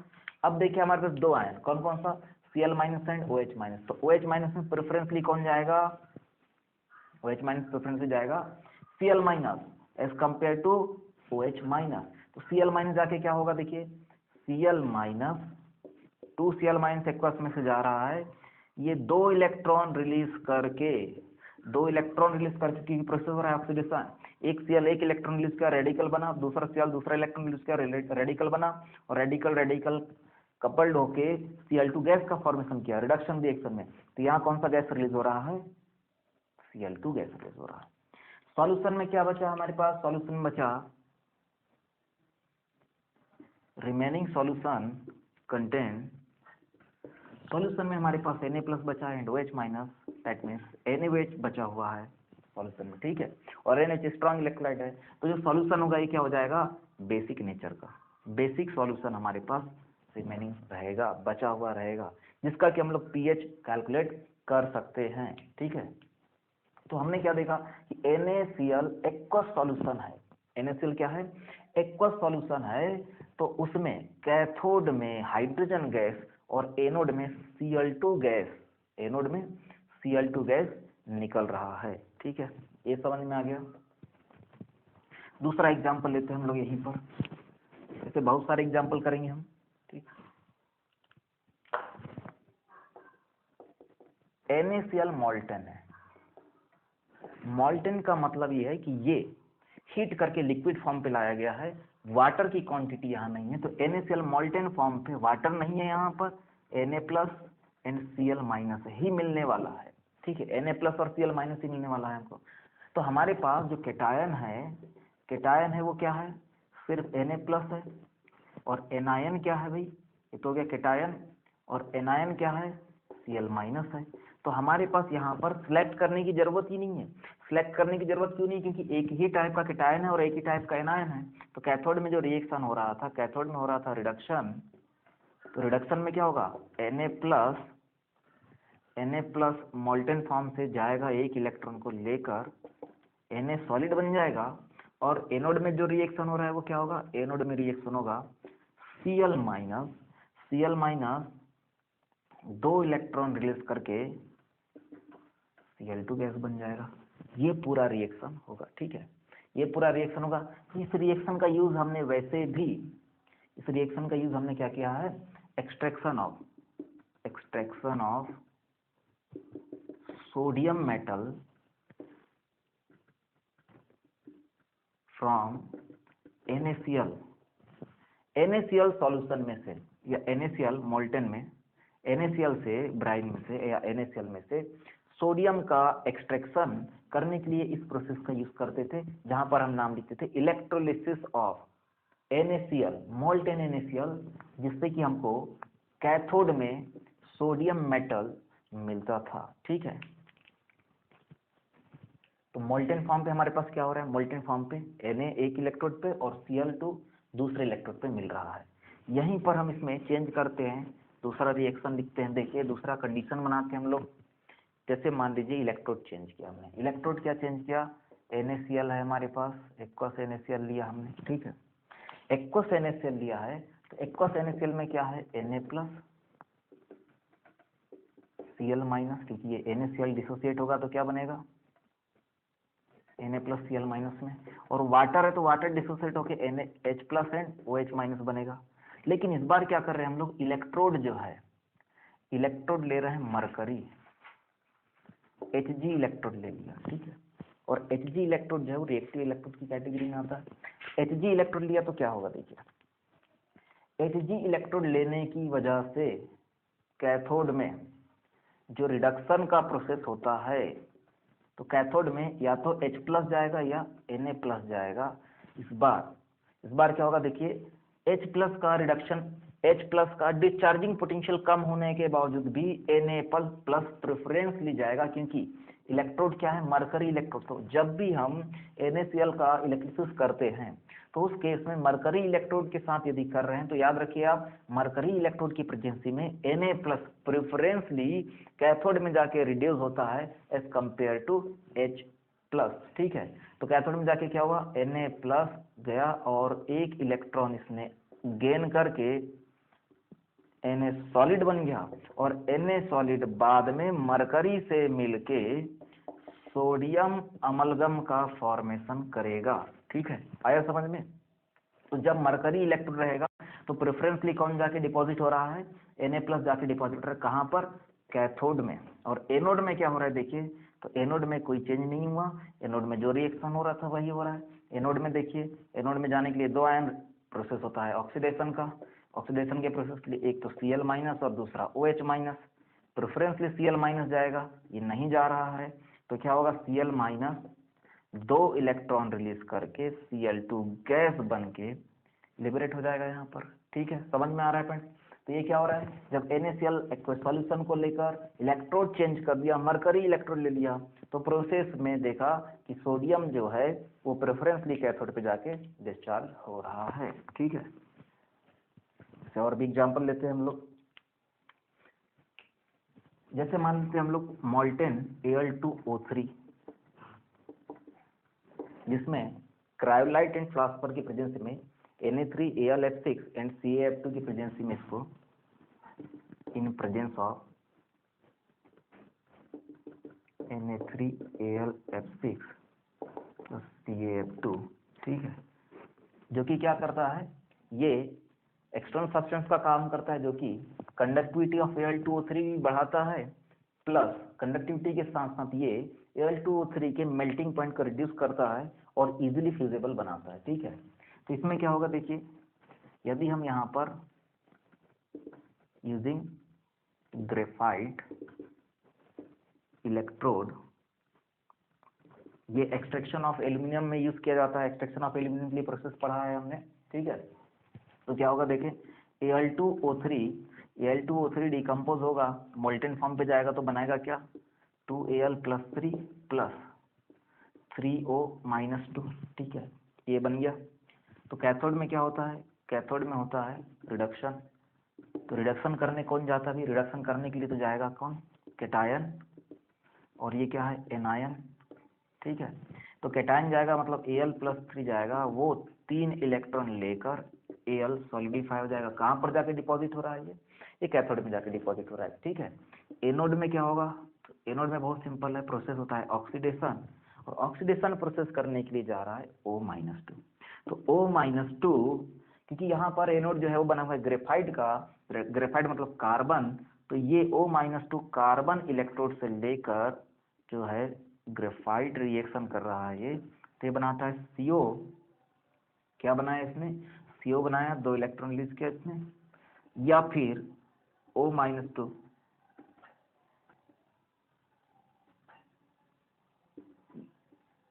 से रिएक्शन करके CO2 गैस का फॉर्मेशन करेगा, ठीक है।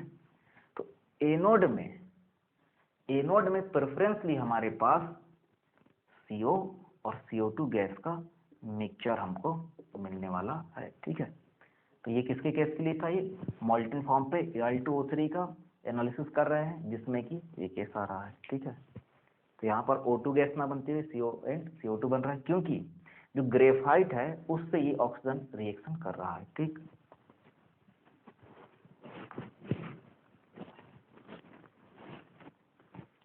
नेक्स्ट रिएक्शन लिखते हैं हम लोग, और भी यदि हम लेते हैं copper sulphate aqueous, copper sulphate aqueous है, ठीक है, कॉपर सल्फेट एक्वस है और प्लैटिनम इलेक्ट्रोड है। इलेक्ट्रोड क्या है? प्लैटिनम, और प्लैटिनम जो है वो इनर्ट इलेक्ट्रोड की कैटेगरी में आता है। तो Cu, कॉपर सल्फेट को डिसोसिएट करेंगे तो क्या बनेगा? Cu+2 एंड SO4-2, एक्वस है तो ये एक्वस फॉर्म पे बनेगा, और वाटर भी डिकम्पोज होके H+ एंड OH- का फॉर्मेशन कर लेता है। तो हमारे पास केटायन कितने हो गए? केटायन हो गए Cu+2 एंड H+, और एनायन हो गया SO4-2 एंड OH-। प्रॉब्लम आ गया, सिलेक्टिविटी लगाना पड़ेगा। क्यों लगाना पड़ेगा? क्योंकि हमारे पास एक से ज्यादा टाइप के कैटायंस और एनायंस हैं। तो कैथोड में जो रिएक्शन होता है, कैथोड में क्या होता है? रिडक्शन होता है। तो रिडक्शन रिएक्शन को करने के लिए या तो Cu+2 जाएगा या फिर H+ जाएगा। तो हमने जो डिस्चार्जिंग पोटेंशियल पढ़ा है, तो डिस्चार्जिंग पोटेंशियल में कॉपर के लिए डिस्चार्जिंग पोटेंशियल कम होता है एज कम्पेयर टू हाइड्रोजन, इसीलिए प्रेफरेंस लिए जाएगा ना कि H+। तो Cu+2 एक्वस फॉर्म में से 2 इलेक्ट्रॉन गेन करके Cu सॉलिड बन के डिपॉजिट हो जाएगा। कहाँ पर डिपॉजिट हो रहा है? ये डिपॉजिट हो रहा है कैथोड में, ठीक है, जहाँ रिडक्शन का प्रोसेस हो रहा है। और एनोड में क्या होगा देखें, तो एनोड में जो है प्रोसेस होता है ऑक्सीडेशन का, और ऑक्सीडेशन के लिए SO4-2 एंड OH-। तो OH- का डिस्चार्जिंग पोटेंशियल कम होने की वजह से ये प्रेफरेंस ली जाएगा, ये नहीं जा पा रहा है। तो यहाँ पर OH- से क्या कर रहा है देखिए, OH- यदि एनोड पे जाता है तो ये इलेक्ट्रॉन लिबरेट करके there is 2H- 1/2 O2 + H2O oxygen gas का फॉर्मेशन करता है। ठीक है, किसका फॉर्मेशन कर रहा है? ये ऑक्सीजन गैस का फॉर्मेशन कर रहा है। तो इलेक्ट्रॉन लिबरेट करके ऑक्सीजन गैस रिलीज कर रहा है। ठीक है, तो कैथोड में क्या मिला हमको? कॉपर, और एनोड में क्या मिला? Oxygen gas. ठीक है, ना कि SO4 जाके वहां पर लिबरेट हो रहा है, डिपॉजिट हो रहा है। ठीक है, लेकिन यहीं पर यदि हम कॉपर सल्फेट के ही केस में, कॉपर सल्फेट के ही केस में देखिए क्या कर रहे हैं, नया चेंज कर रहे हैं इसमें। In case of copper sulphate aqueous, but electrode is, जो इलेक्ट्रोड है ये क्या है? कॉपर इलेक्ट्रोड है। तो कॉपर इलेक्ट्रोड जो है ये रिएक्टिव इलेक्ट्रोड की कैटेगरी में रखा हुआ है हमने। It is a type of reactive electrode, reactive electrode है ये। ठीक है, तो रिएक्टिव इलेक्ट्रोड है, इसका मतलब ये खुद केमिकल रिएक्शन पार्टिसिपेट करेगा। खुद केमिकल रिएक्शन पार्टिसिपेट करेगा तो क्या होता है देखिए, कॉपर सल्फेट यदि डिसोसिएट होता है तो Cu डिसोसिएट होके क्या बनाता है? Cu+2 + SO4-2 बना लिया इसने एक्वस फॉर्म पे, तो एक्वस फॉर्म पे लिख दिया है। ठीक है, और क्या होता है? H2O डिकम्पोज होके H+ एंड OH- का फॉर्मेशन कर लिया। ठीक है, ये क्लियर हुआ पॉइंट। और रिएक्शन में क्या है देखिए, तो रिएक्शन में जो इलेक्ट्रोड है वो भी कॉपर ही है। ठीक है, इलेक्ट्रोड क्या है? कॉपर है। तो कैथोड में क्या होता है? कैथोड में होता है रिडक्शन। ठीक है, और रिडक्शन करने के लिए हमारे पास 2 आयन से Cu+2 एंड H+ आयन। तो प्रेफरेंसली रिडक्शन किसका होगा? कॉपर+2 का, क्योंकि इसका डिस्चार्जिंग पोटेंशियल क्या है? कम है। H+ से इसका डिस्चार्जिंग पोटेंशियल ज्यादा है। तो Cu+2 एक्वस सॉल्यूशन में से 2 इलेक्ट्रॉन लेगा इलेक्ट्रोड के पास जाकर, और Cu सॉलिड में जाकर डिपॉजिट हो जाएगा। कहाँ पर डिपॉजिट हो रहा है? ये हो रहा है कैथोड में। ठीक, और एनोड में क्या होगा देखिए, तो एनोड के लिए हमने क्या डिस्कस किया था? इलेक्ट्रोड पोटेंशियल किसी भी रिएक्शंस के लिए यदि ज्यादा होता है, यहाँ होता है ऑक्सीडेशन का प्रोसेस। प्रोसेस क्या होता है? ऑक्सीडेशन। और ऑक्सीडेशन के प्रोसेस के लिए O-, OH- एंड SO4-2 से भी ज्यादा, इन दोनों से भी ज्यादा कॉपर जो है, कॉपर के लिए ऑक्सीडेशन पोटेंशियल का वैल्यू होता है। तो कॉपर क्या होगा यहाँ पर? रॉड जो है हमारे पास, रॉड में से कॉपर सॉलिड में से 2 इलेक्ट्रॉन लिबरेट करके Cu+2 एक्वस में आ जाएगा। क्लियर हुआ पॉइंट? तो थोड़ा इसको डायग्राम से भी समझते हैं एक बार वापस। प्रोसेस में क्या हो रहा है देखिए, प्रोसेस में ये हो रहा है कि ये मान लीजिए आपके पास ये इलेक्ट्रोड है, ये कॉपर इलेक्ट्रोड है। ठीक है, और ये हमने सेल बना दिया है यहाँ पर, A minus A plus, it is cathode, it is anode, ठीक है। और जो सॉल्यूशन है ये किसका है, सॉल्यूशन है हमारे पास कॉपर सल्फेट का, CuSO4 एक्वस सॉल्यूशन है, ठीक। तो एक्वस सॉल्यूशन में क्या हो रहा है, देखिए इस सॉल्यूशन में जो Cu+2 है एंड SO4-2 है, H+ भी है एंड OH- है, Cu+2 प्रिफरेंसली जाके कैथोड में डिपॉजिट हो रहा है। ये क्या हो रहा है, यहाँ पर डिपॉजिट हो रहा है, ठीक। और क्या हो रहा है, जो रॉड है तो रॉड में से ही Cu फ्रॉम रॉड या इलेक्ट्रोड सॉलिड के फॉर्म पे था, वहां से ये 2 इलेक्ट्रॉन देकर एक्वस सॉल्यूशन में थे, यहाँ से ये सॉल्यूशन में आ रहा है Cu+2 के टर्म से, ठीक है। तो पूरे सिस्टम में प्रोसेस क्या हो रहा है, पूरे सिस्टम में प्रोसेस हो रहा है कि कैथोड में Cu+2 डिपॉजिट हो रहा है, ठीक है। और एनोड में Cu डिसॉल्व हो रहा है, ठीक है। मतलब कॉपर ही डिसॉल्व भी हो रहा है और कॉपर ही डिपॉजिट भी हो रहा है, क्लियर हुआ पॉइंट। तो इस प्रोसेस में क्या है, कॉपर का ही ऑक्सीडेशन हो रहा है और कॉपर का ही रिडक्शन भी हो रहा है, ठीक। तो यदि हमारे पास एनोडिक रॉड इम्प्योर है, तो इसमें से जो प्योर कॉपर है वो ही जाके डिसॉल्व होगा सॉल्यूशन में। कौन जाके डिसॉल्व होगा, जो प्योर कॉपर है वही सॉल्यूशन में डिसॉल्व होगा, और जो सॉल्यूशन में जितना भी कॉपर है उसमें से प्योर कॉपर ही जाकर कैथोड में डिपॉजिट होगा। तो यदि हमारे पास कॉपर का कोई इम्प्योर रॉड है या इम्प्योर सब्सटेंस है तो हम उसको प्यूरिफिकेशन के लिए इस प्रोसेस में यूज कर सकते हैं। ये किसके लिए यूज किया जा सकता है, used for purification of copper के प्यूरिफिकेशन में हम इस प्रोसेस का यूज कर सकते हैं, क्लियर हुआ पॉइंट। कुछ और भी एग्जांपल लेते हैं हम लोग यहाँ पर, देखिए नेक्स्ट एग्जांपल ले रहे हैं हम लोग यहाँ पर, AgNO3 का एक्वस सॉल्यूशन है और Ag ही इलेक्ट्रोड है। AgNO3 का एक्वस सॉल्यूशन जिसमें कि Ag ही इलेक्ट्रोड है, ठीक है। तो इसमें क्या होगा, देखिए AgNO3 जब डिकम्पोज होगा या डिसोसिएट होगा तो Ag+NO3- में कन्वर्ट हो गया, एक्वस सॉल्यूशन में है तो, ठीक है। और H2O भी यहाँ पर आयनाइज्ड होता है, डिसोसिएट होता है, तो ये H+ एंड OH- बन गया, क्लियर हुआ पॉइंट। तो हमारे पास कैथोड में या तो H+ जाके रिड्यूस हो सकता है या Ag+, और एनोड के पास जाने के लिए NO3- है और दूसरा है OH-, ठीक है। तो डिस्चार्जिंग पोटेंशियल का कांसेप्ट लगाते हैं, डिस्चार्जिंग पोटेंशियल के कांसेप्ट के अकॉर्डिंग Ag+ प्रेफरेंस ली जाएगा H+ से, ठीक है। Ag+ प्रेफरेंस भी चलेगी H+ से, और NO3 एंड OH में से ये प्रेफरेंस ली जाएगा इससे, ठीक है। तो कैथोड में क्या हुआ, देखिए Ag+ जाके एक इलेक्ट्रॉन लेकर एक्वस में से Ag सॉलिड बन गया।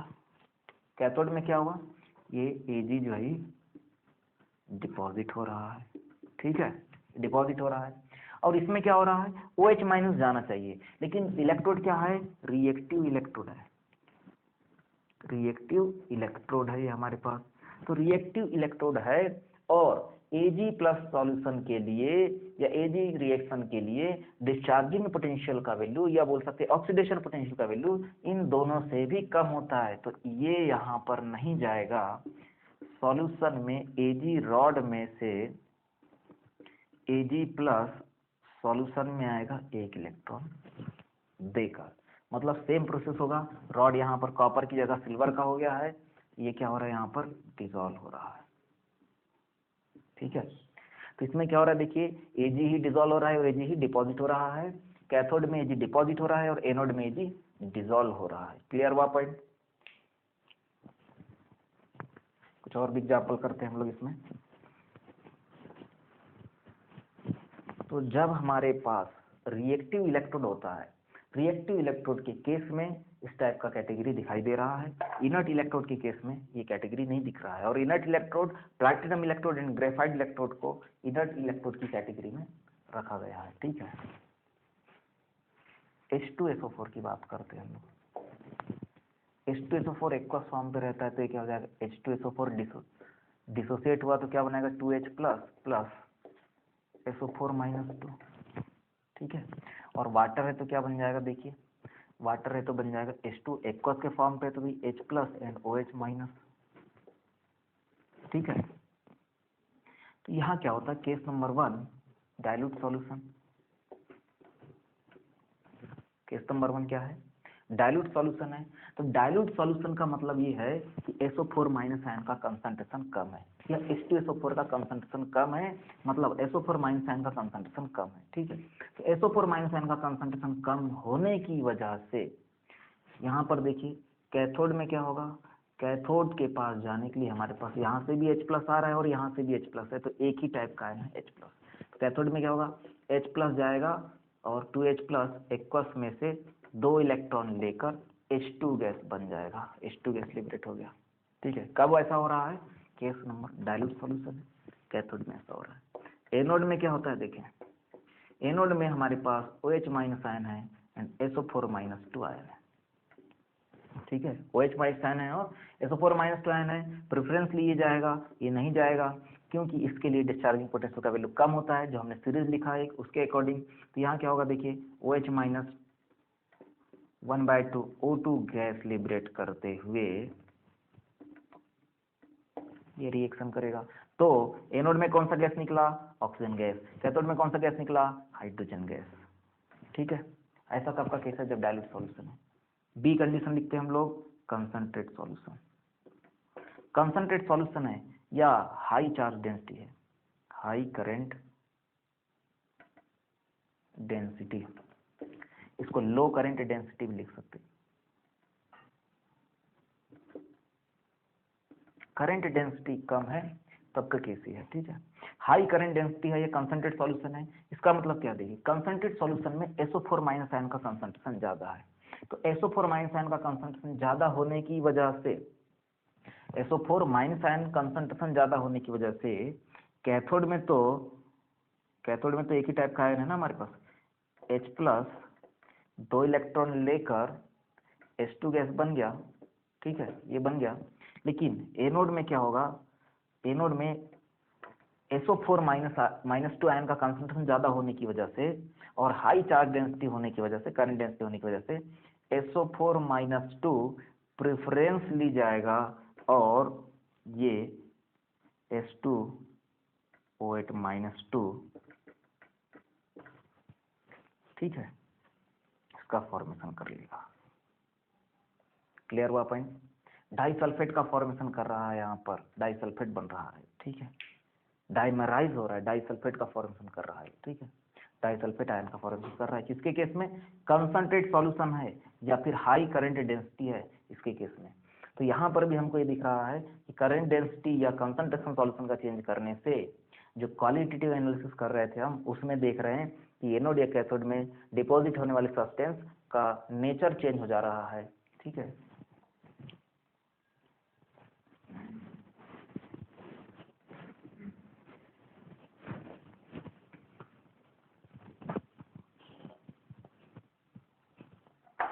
नाउ नेक्स्ट टॉपिक पढ़ेंगे हम लोग इसके बाद फैराडेज लॉ, क्वालिटेटिव एनालिसिस के बाद क्वांटिटेटिव एनालिसिस का स्टडी करेंगे।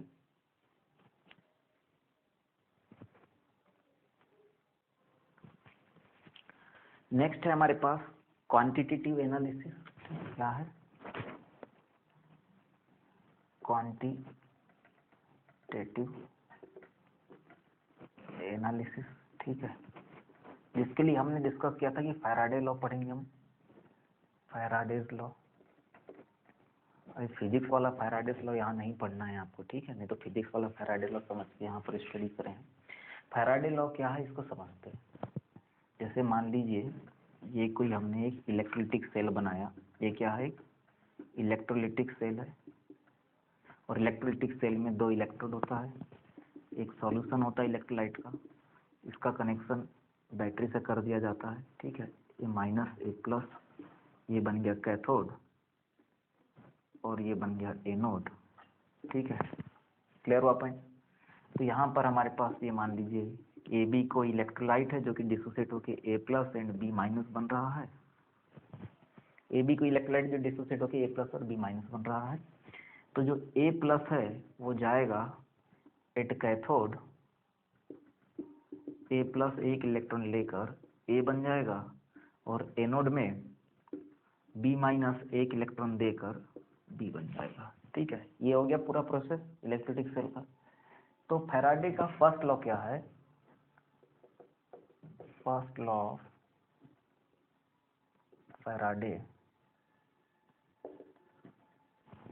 फैराडे का फर्स्ट लॉ क्या है? देखिए, किसी भी इलेक्ट्रोड में, इस इलेक्ट्रोड की बात करें या इस इलेक्ट्रोड की बात करें, किसी भी इलेक्ट्रोड में जितना सब्सटेंस जाके डिपॉजिट हो रहा है या लिबरेट हो रहा है, उसका अमाउंट, इसमें कितना करंट पास किया गया उसके प्रोपोर्शनल होगा। जितना करंट पास करेंगे उतना ही वो सब्सटेंस जाके डिपॉजिट होगा। क्योंकि देखिए, समझते हैं थोड़ा, ए यहाँ एक्वस में यदि है तो ए का कितना सब्सटेंस ए में जाके सॉलिडिफाई हुआ या डिपॉजिट हुआ, लिबरेट हुआ, वो डिपेंड करता है किस पर? नंबर ऑफ इलेक्ट्रॉन्स पे। जितना ज्यादा नंबर ऑफ इलेक्ट्रॉन्स रहेगा, एक इलेक्ट्रॉन से एक ए प्लस ए में कन्वर्ट हो रहा है। 10 इलेक्ट्रॉन रहेगा तो 10 ए प्लस 10 ए में कन्वर्ट हो जाएगा। ठीक है, इसका मतलब क्या है कि किसी भी इलेक्ट्रोड में डिपॉजिट या लिबरेट होने वाला सब्सटेंस का क्वांटिटी या अमाउंट उसके करंट पास जितना उस इलेक्ट्रोड में हो रहा है उसके प्रोपोर्शनल हो रहा है। ठीक है, तो फर्स्ट लॉ ऑफ फैराडे यही है, the amount of substance which deposited or liberate at corresponding at electrode is directly proportional to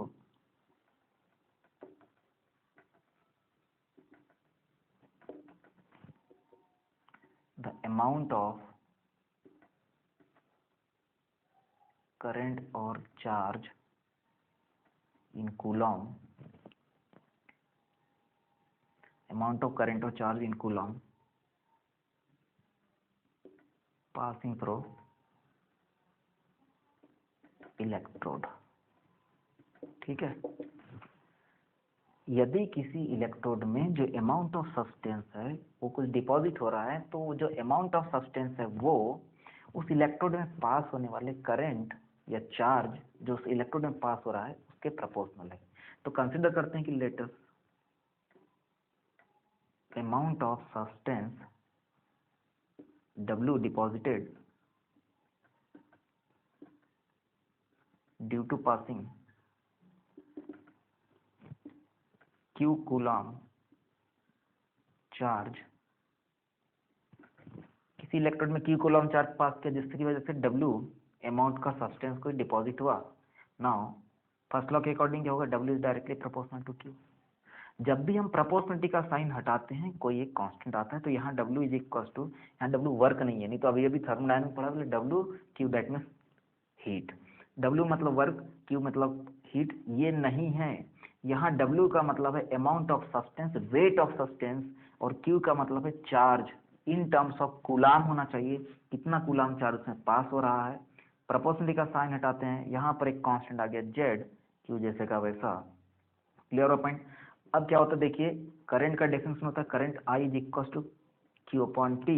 यदि हमको Q लाना है तो क्या हो जाएगा? I into T। ठीक है, तो Q को चेंज करके क्या लिख सकते हैं? W is equal to ZIT। Clear हुआ पॉइंट? क्या लिख सकते हैं इसको हम लोग? ZIT, I होना चाहिए एम्पियर में, T होना चाहिए सेकेंड यूनिट में। ठीक है, तो Z क्या है? Z को डिफाइन करना तो Z इज इक्वल टू हो जाएगा W अपॉन Q। इस इक्वेशन से देखें तो Z क्या होता है? W upon Q। क्लियर हुआ पॉइंट? Z यहाँ पर W अपॉन Q आ रहा है, तो Z क्या है? देखिए, Z एक प्रोपोर्शनलिटी कांस्टेंट है, प्रोपोर्शनलिटी कांस्टेंट है। It's also known as electrochemical equivalent, क्या बोलेंगे इसको, इलेक्ट्रोकेमिकल इक्विवेलेंट। और इसका यूनिट क्या होगा, देखिए W का यूनिट होता है ग्राम, किलोग्राम में होगा, और Q का यूनिट होता है चार्ज, कूलाम। तो ग्राम पर कूलाम में किलोग्राम पर कूलाम इसका यूनिट बन जाएगा, ठीक है।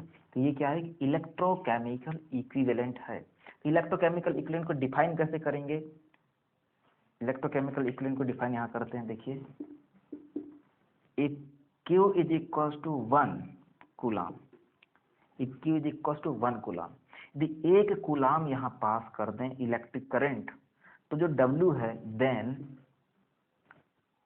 W is equal to Z, जितना अमाउंट में सब्सटेंस डिपॉजिट होगा वही क्या हो जाएगा, इलेक्ट्रोकेमिकल इक्विवेलेंट होगा, ठीक है। तो इलेक्ट्रोकेमिकल इक्विवेलेंट क्या हुआ, देखिए electrochemical equivalent is equal to the amount of substance deposited in electrode when we pass 1 coulomb charge through the corresponding electrode, ठीक है। तो ये पूरा जो है ये फैराडे का फर्स्ट लॉ है, जिसको क्वांटिटेटिव एनालिसिस के लिए यूज कर रहे हैं, अमाउंट ऑफ सब्सटेंस और करंट से रिलेटेड करके, ठीक है।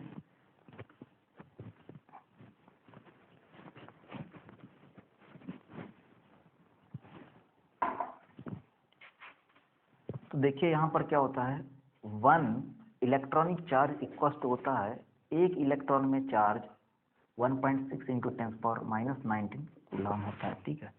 1 इलेक्ट्रॉन में चार्ज कितना होता है, 1.6 इंटू 10⁻19 कूलम। यदि कोई पूछता है what amount of charge present in 1 mole electron, 1 mole electron charge कितना होगा, तो 1 मोल इलेक्ट्रॉन चार्ज जाएगा 6.023 10⁻23 इंटू 1.6 10⁻19 कूलम, इतना चार्ज होगा, ठीक है।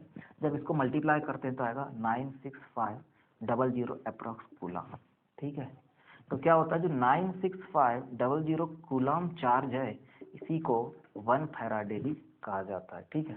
तो 1 फैराडे क्या है, 1 फैराडे 96500 कूलम चार्ज है, और इसको ही 1 मोल इलेक्ट्रॉनिक चार्ज भी बोल सकते हैं।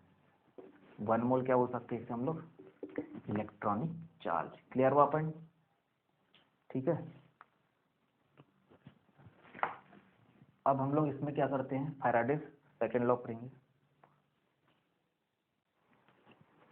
चलिए सेकेंड लॉ ऑफ फैराडे क्या है, देखिए when a given quantity of electricity, इसका मतलब ये है कि यदि हम एक कांस्टेंट अमाउंट में electricity passed through different electrolytes, अलग अलग इलेक्ट्रोलाइटिक सॉल्यूशन में पास करते हैं, तो the amount of different substances produced at the electrodes, तो अलग अलग इलेक्ट्रोड में, अलग अलग सेल के अलग अलग इलेक्ट्रोड में जो अमाउंट ऑफ सब्सटेंस प्रोड्यूस होता है is directly proportional to their respectively equivalent mass, ठीक है। थोड़ा समझते हैं इसे।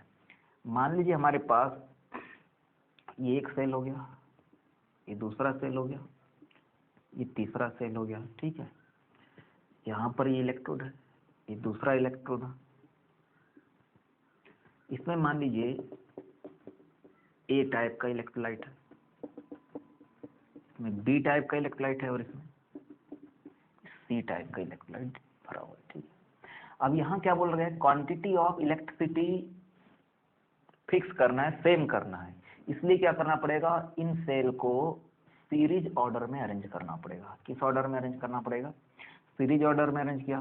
सीरीज ऑर्डर में अरेंज किया तो क्या हो गया, ये मान लेते हैं प्लस, ये माइनस, ये सीरीज ऑर्डर में इसको अरेंज कर दिया, ठीक है। तो अमाउंट ऑफ करंट जो पास हो रहा है उस सब में क्या हो रहा है, सेम पास हो रहा है, ठीक है। तो ये प्लस हो गया हमारे पास, ये माइनस हो गया, it is cathode and it is anode, ठीक है। क्लियर हुआ पॉइंट, कोई दिक्कत नहीं इसमें। तो ए, इसमें ए नंबर की इलेक्ट्रोलाइट में जो सब्सटेंस डिपॉजिट होगा वो मान लेते हैं डब्ल्यू, ठीक है। बी नंबर के इलेक्ट्रोड्स में जो सब्सटेंस डिपॉजिट हो रहा है वो डब्ल्यू बी मान लेते हैं, और इसमें जो डिपॉजिट हो रहा है वो डब्ल्यू सी, ठीक है। कैथोड की बात कर लेते हैं या एनोड की बात कर सकते हैं। तो यहाँ क्या बोला गया, देखिए the amount of substance deposited in this electrode which is arrange in series order is directly proportional to equivalent mass of the substance which is deposited at the electrode. इसका मतलब क्या है, W जो है ये डायरेक्टली प्रोपोर्शनल किसके है, equivalent mass के, जिसको E से भी रिप्रेजेंट करेंगे, या W is directly proportional to EW, equivalent weight. ठीक है, तो जैसे मान लीजिए प्रोपोर्शनलिटी का साइन हटाते हैं तो क्या आएगा, there is some constant EW। यदि हम WA की बात कर रहे हैं तो क्या हो जाएगा, WA upon EW is equal to constant, ये आ जाएगा। ठीक है, इक्वेशन नंबर 1 दे सकते हैं सेल A के लिए। ऐसे ही WB इज इक्वल टू क्या हो जाएगा, इक्विवेलेंट वेट ऑफ ये सब्सटेंस A का था, ये सब्सटेंस B का हो जाएगा, या इसको यहाँ पर ऐसा लिख सकते हैं, equivalent of substance B there is some constant. Equation number 2 दे दिया यहाँ पर। सेल C के लिए क्या हो जाएगा, WC upon equivalent weight of substance C is equal to constant. तो इक्वेशन नंबर 3 हो गया है। ठीक है, इक्वेशन 1 2 3 तीनों में क्या कंबाइंड दिख रहा है कि जब भी हम इक्विवेलेंट वेट और जो सब्सटेंस यहाँ डिपॉजिट है वो वेट और उस सब्सटेंस का इक्विवेलेंट वेट, इन दोनों का रेशो लेते हैं तो एक कांस्टेंट आ रहा है, सभी में क्या आ रहा है, कांस्टेंट आ रहा है। इसका मतलब हम लिख सकते हैं कि weight of substance which is deposited at each electrode is directly proportional to equivalent mass of substance, या weight of substance which is deposited electrode और उस सब्सटेंस का इक्विवेलेंट मास का जो रेशो है या इक्विवेलेंट वेट का जो रेशो है, ये क्या आएगा, ये आएगा कांस्टेंट। ठीक है, यही क्या है, फैराडे का सेकेंड लॉ है। सेकेंड लॉ क्या बोल रहा है कि यदि हम से अलग अलग इलेक्ट्रोड्स में अलग अलग इलेक्ट्रोलाइट को डिफरेंट इलेक्ट्रोलिटिक सेल लेकर सबको एक सीरीज ऑर्डर में अरेंज कर दें। ठीक है, यहाँ पर लिखा हुआ नहीं सीरीज ऑर्डर में, सीरीज ऑर्डर में इसलिए अरेंज करें करंट सब में सेम पास हो। ठीक, तो जो पर इलेक्ट्रोड में सब्सटेंस डिपॉजिट हो रहा है उसका अमाउंट और जो सब्सटेंस डिपॉजिट हो रहा है या इवॉल्व हो रहा है उसके इक्विवेलेंट मास का रेशो हमेशा क्या आएगा, कांस्टेंट आने वाला है। यही फैराडे का सेकेंड लॉ है। ठीक है, अब देखिए क्या होता है यहाँ पर,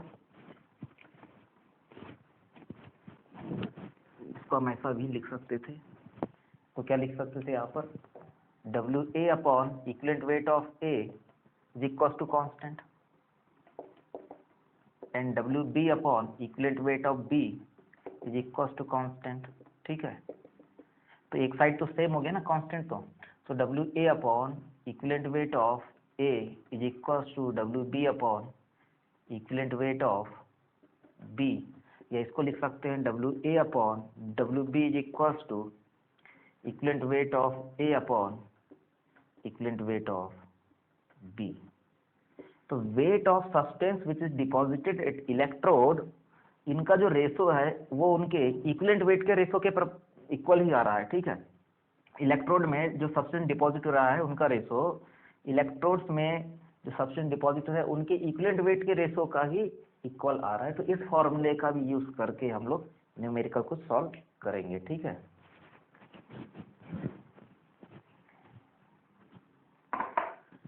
तो W का एक फॉर्मूला क्या है हमारे पास, W is equal to ZIT।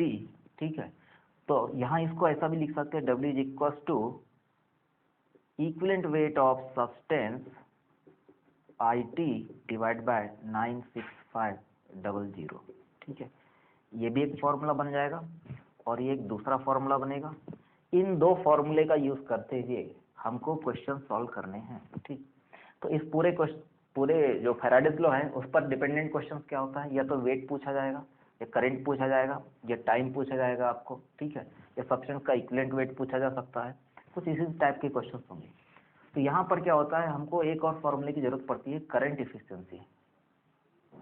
Current efficiency क्या होता है, करंट इफिशियंसी CE लिख लेते हैं हम लोग इसको।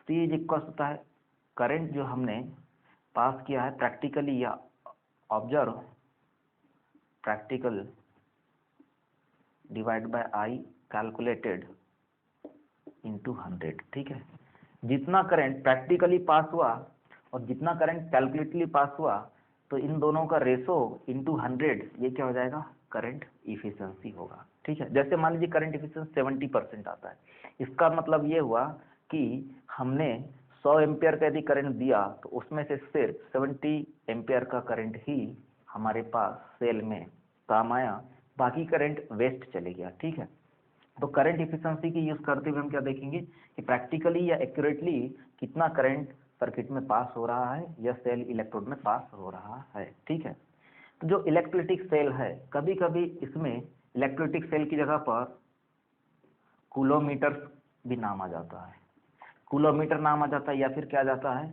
वोल्टामीटर। वोल्टामीटर, थोड़ा ध्यान दीजिए, वोल्ट मीटर अलग होता है, ठीक है, और वोल्टामीटर अलग होता है। तो कूलोमीटर या वोल्टामीटर, तो कूलोमीटर क्या होता है, ये भी एक इलेक्ट्रोलिटिक सेल पर डिपेंडेंट डिवाइस है। इसमें क्या होता है देखिए, इसमें measurement of current through the weight of substance deposited at electrode. किसी इलेक्ट्रोड में कितना सब्सटेंस डिपॉजिट हुआ है उसके बेसिस पर हम उस सर्किट में से या उस सेल में से कितना करंट पास हुआ है, उस इलेक्ट्रोड में से कितना करंट पास हुआ है, उसको मेजर करेंगे कूलोमीटर में। ठीक है, या वोल्टामीटर भी इसी कंसेप्ट पर डिपेंडेंट होता है। तो ये क्या है, कूलोमीटर लिखा है या वोल्टामीटर लिखा हुआ है, तो ये सब क्या है, एक इलेक्ट्रोलिटिक सेल है, इलेक्ट्रोलिटिक सेल है। ठीक है, और इसमें क्या हो रहा है, इलेक्ट्रिक एनर्जी कन्वर्ट हो रहा है केमिकल एनर्जी में। सब्सटेंस, इलेक्ट्रिक एनर्जी पास हो रहा है जिसकी वजह से कुछ सब्सटेंस डिपॉजिट हो रहा है। ठीक है, तो ये दो, एक फॉर्मूला है करंट इफिशिएंसी, दूसरा कूलोमीटर क्या होता है, या वोल्टामीटर भी वर्ड्स लिखा आता है, तो इससे कंफ्यूज नहीं होना है आपको। कूलोमीटर वोल्टामीटर सब सिमिलर ही है। इनमें क्या हो रहा है, इलेक्ट्रिक सेल पर डिपेंडेंट है, फैराडे लॉ पर डिपेंडेंट है, और ये दो फॉर्मूले आपको याद रखना है जिस पर डिपेंडेंट होगा पूरा न्यूमेरिकल। ठीक,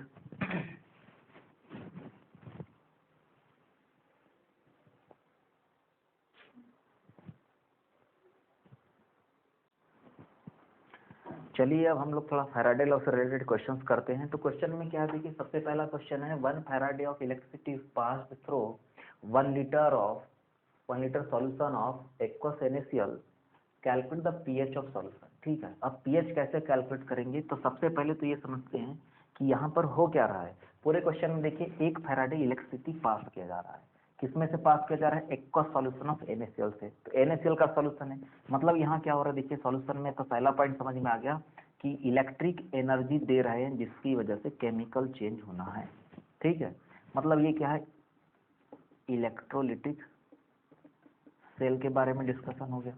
और इलेक्ट्रोलिटिक सेल में यदि पीएच पूछ लिया, मतलब क्वांटिटी के बारे में क्वेश्चन आया है, तो क्वांटिटी के लिए फैराडे लॉ का यूज होता है। तो फैराडे लॉ के अकॉर्डिंग क्या होगा, सबसे पहले देखते हैं फैराडे लॉ में क्या होगा। तो बिफोर इसके हम लोग पहले NaCl का रिएक्शन लिखते हैं। तो NaCl एक्वस है, तो ये क्या होगा, Na plus and Cl minus में क्या हो गया, ये डिसोसिएट हो गया। ठीक है, और एक्वस है तो वाटर भी डिसोसिएट हो जाएगा किसमें, H plus and OH minus में। ठीक है, जो कि क्वालिटेटिव एनालिसिस के बारे में डिस्कस कर रहा है। अब देखिए जब हम पास कर रहे हैं इलेक्ट्रिक करंट, तो एनोड में से क्या होगा, ऑक्सीडेशन, और कैथोड में क्या होगा, रिडक्शन। ठीक है, तो कैथोड में रिडक्शन है, तो रिडक्शन मतलब H प्लस आयन या तो Na प्लस आयन, इन दोनों में से कोई एक आयन यहाँ जाके रिड्यूस होगा। तो डिस्चार्जिंग पोटेंशियल इसका कम है, तो प्रेफरेंसली ये जाएगा, ये नहीं जाएगा। तो हाइड्रोजन 2H प्लस 2 इलेक्ट्रॉन लेकर H2 गैस बन के लिबरेट हो जाएगा यहाँ पर, कहाँ पर, कैथोड में। ठीक है, और एनोड में क्या होगा, तो एनोड में देखते हैं OH minus ion and Cl minus ion. तो इन दोनों में से प्रेफरेंसली ये जाता है, जो हमने क्वालिटेटिव एनालिसिस में पढ़ लिया इसको। तो यहाँ क्या होगा, 2Cl माइनस एक्वस में से 2 इलेक्ट्रॉन रिलीज करके Cl2 गैस बन के निकल रहा है। ठीक है, तो हो क्या रहा है पूरे प्रोसेस में, देखें सॉल्यूशन में जो Na प्लस था, Cl माइनस था, H प्लस था और OH माइनस था। सॉल्यूशन से कौन कौन यहाँ से स्पीशीज हट गया, एक तो H प्लस हट गया। ठीक है, H प्लस हट गया, दूसरा Cl माइनस हट गया। तो सॉल्यूशन में बचा क्या, NaOH बचा हमारे पास। ठीक है, सॉल्यूशन में क्या बचा, NaOH बचा।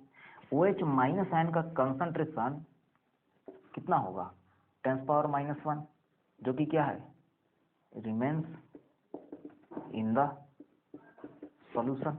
जो सॉल्यूशन में बचा है वो क्या है OH माइनस आयन है और उसका कंसंट्रेशन कितना हो गया 10⁻1 हो गया। क्लियर हुआ पॉइंट। तो POH का फॉर्मूला क्या होता है minus log concentration of OH minus ion.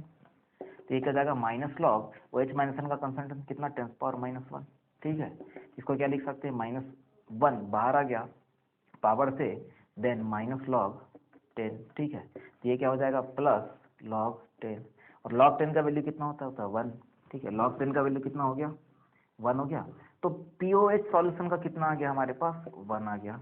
और यदि क्वेश्चन पूछा pH बताना तो pH इज इक्वल टू होता है 14 माइनस POH। तो pH इज इक्वल टू कितना हो जाएगा 14 माइनस 1 इक्वल टू 13। तो ये हमारे पास क्वेश्चन का फाइनल आंसर होगा, जिसमें देखिए क्वालिटेटिव एनालिसिस का भी जरूरत पड़ा और क्वांटिटेटिव फैराडेज लॉ का। तो फैराडे लॉ से हमने क्या देखा कि करंट इलेक्ट्रिसिटी जितना पास हो रहा है 1 फैराडेज, उससे कितना हमारे पास हाइड्रोजन गैस लिबरेट हो रहा है। तो हमने पता लगा लिया कि कितना OH माइनस आयन सॉल्यूशन बचा हुआ है, और उससे ये आयनिक इक्विलिब्रियम के कंसेप्ट के थ्रू या pH एंड POH के कंसेप्ट के थ्रू हमने यहाँ पर pH ऑफ सॉल्यूशन जो रिमेनिंग सॉल्यूशन है NaOH का, उसका pH यहाँ से निकाल लिया है।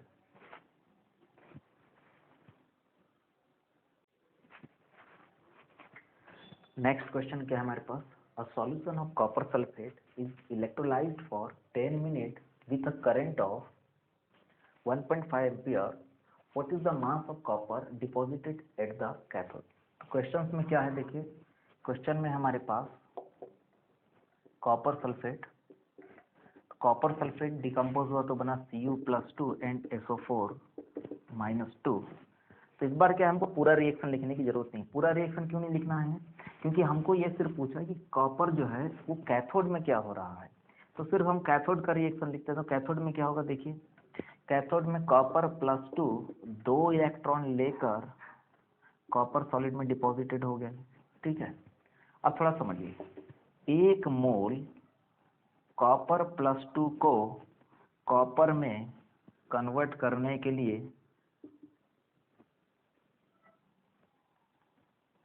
2 मोल इलेक्ट्रॉन की जरूरत है। ठीक है, 1 मोल कॉपर प्लस 2 को कॉपर में कन्वर्ट करने के लिए 2 मोल इलेक्ट्रॉन की जरूरत है। ये 2 मोल इलेक्ट्रॉन का मतलब हो गया 2 फैराडे। ठीक है, ये 2 फैराडे का मीनिंग क्या हो गया? 2 इंटू 96500 कूलॉम। इतना करंट में 2 इंटू 96500 कूलॉम करंट में, कूलॉम करंट में लिखा हुआ है। ठीक है, इस करंट में हमारे पास 1 मोल कॉपर कन्वर्ट हो रहा है Cu प्लस 2 से Cu में। तो 1 मोल क्या कन्वर्ट हो रहा है? कॉपर मीन्स 1 मोल कॉपर मीन्स हो गया 63 ग्राम, 63.5 समथिंग होता है, अप्रॉक्स लेके चल रहा हूँ, 63 gram of copper deposited bye 2 mole of electron और 2 इंटू 96500 कूलॉम। ठीक है, ये आ गया समझ में। अब देखिए हमारे पास फॉर्मूला क्या होता है? Q is equal to I T. ठीक, तो क्यू यदि हमें निकालना है तो आई कितना है? 1.5 एम्पियर, और टाइम कितना दिया हुआ है? टाइम दिया 10 मिनट। 10 मिनट में कितने सेकंड होंगे? 10 मिनट में कितने सेकंड होंगे? चलिए देखते हैं। 10 minute into 60 is equal to 600 second हो गया है। तो क्यू कितना है यहाँ पर? क्यू आ रहा है हमारे पास 900 कूलॉम। ठीक है, क्यू कितना आ गया हमारे पास? 900 कूलॉम। अब थोड़ा समझिए, जब हमारे पास 2 इंटू 96500 कूलॉम करंट होता है तो 63 ग्राम, जब हमारे पास 2 इंटू 96500 कूलॉम करंट होता है तो 63 ग्राम कॉपर डिपॉजिट होता है। तो देखिए देयरफॉर 1 कूलॉम करंट से 63 divide by 2 into 9655 gram of copper deposited होगा। ठीक है, 1 कूलॉम करंट से इतना होगा, और हमारे पास करंट कितना है? हमारे पास करंट है 900 Coulomb. Therefore 900 Coulomb of current deposit 63 into 900 divide by 2 into 96500 gram of copper. ठीक है, तो जब इसको कैलकुलेट करेंगे तो आएगा अप्रॉक्स 0.3 ग्राम ऑफ कॉपर। ठीक है, तो हमारे पास क्या आ गया? देखिए 0.3 ग्राम ऑफ कॉपर जो है वो 10 मिनट तक 1.5 एम्पियर का करंट यदि कॉपर सल्फेट वाले सॉल्यूशन के इलेक्ट्रोड में फ्लो करते हैं तो 0.3 ग्राम सब्सटेंस कॉपर का डिपॉजिट होगा। ठीक है, ये हमारे पास क्वेश्चन था।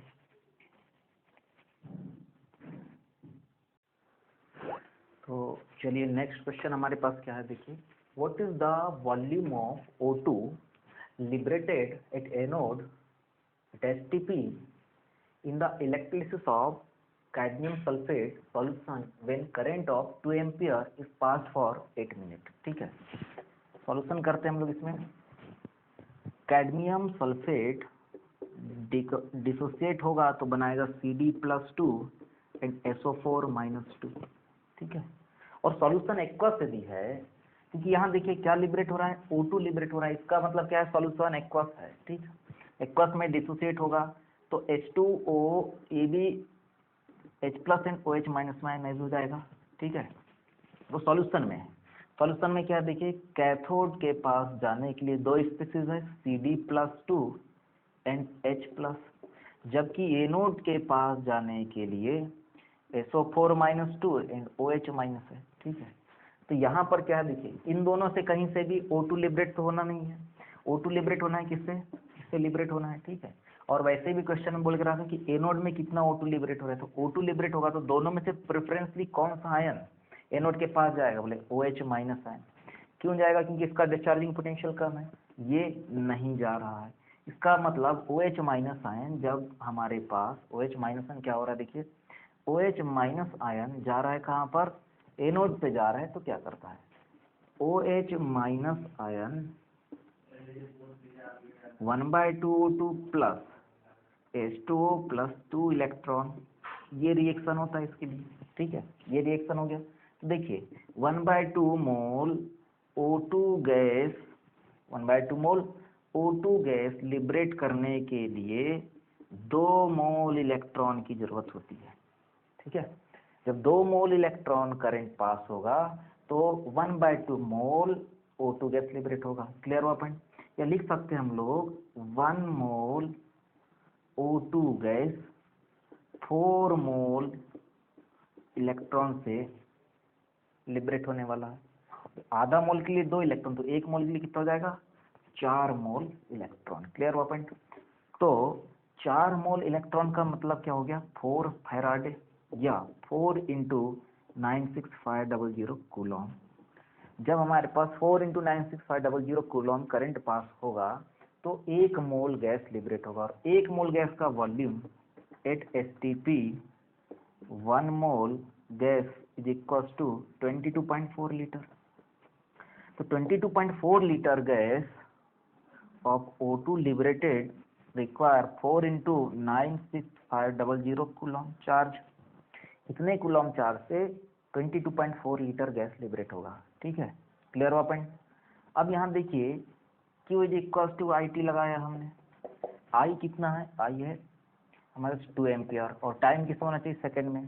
तो 8 इंटू कितना हो गया? ये 60 हो गया है, ठीक है। यदि हमको इसको कूलॉम में कन्वर्ट करना है, किसमें कन्वर्ट करना है? कूलॉम में कन्वर्ट करना है।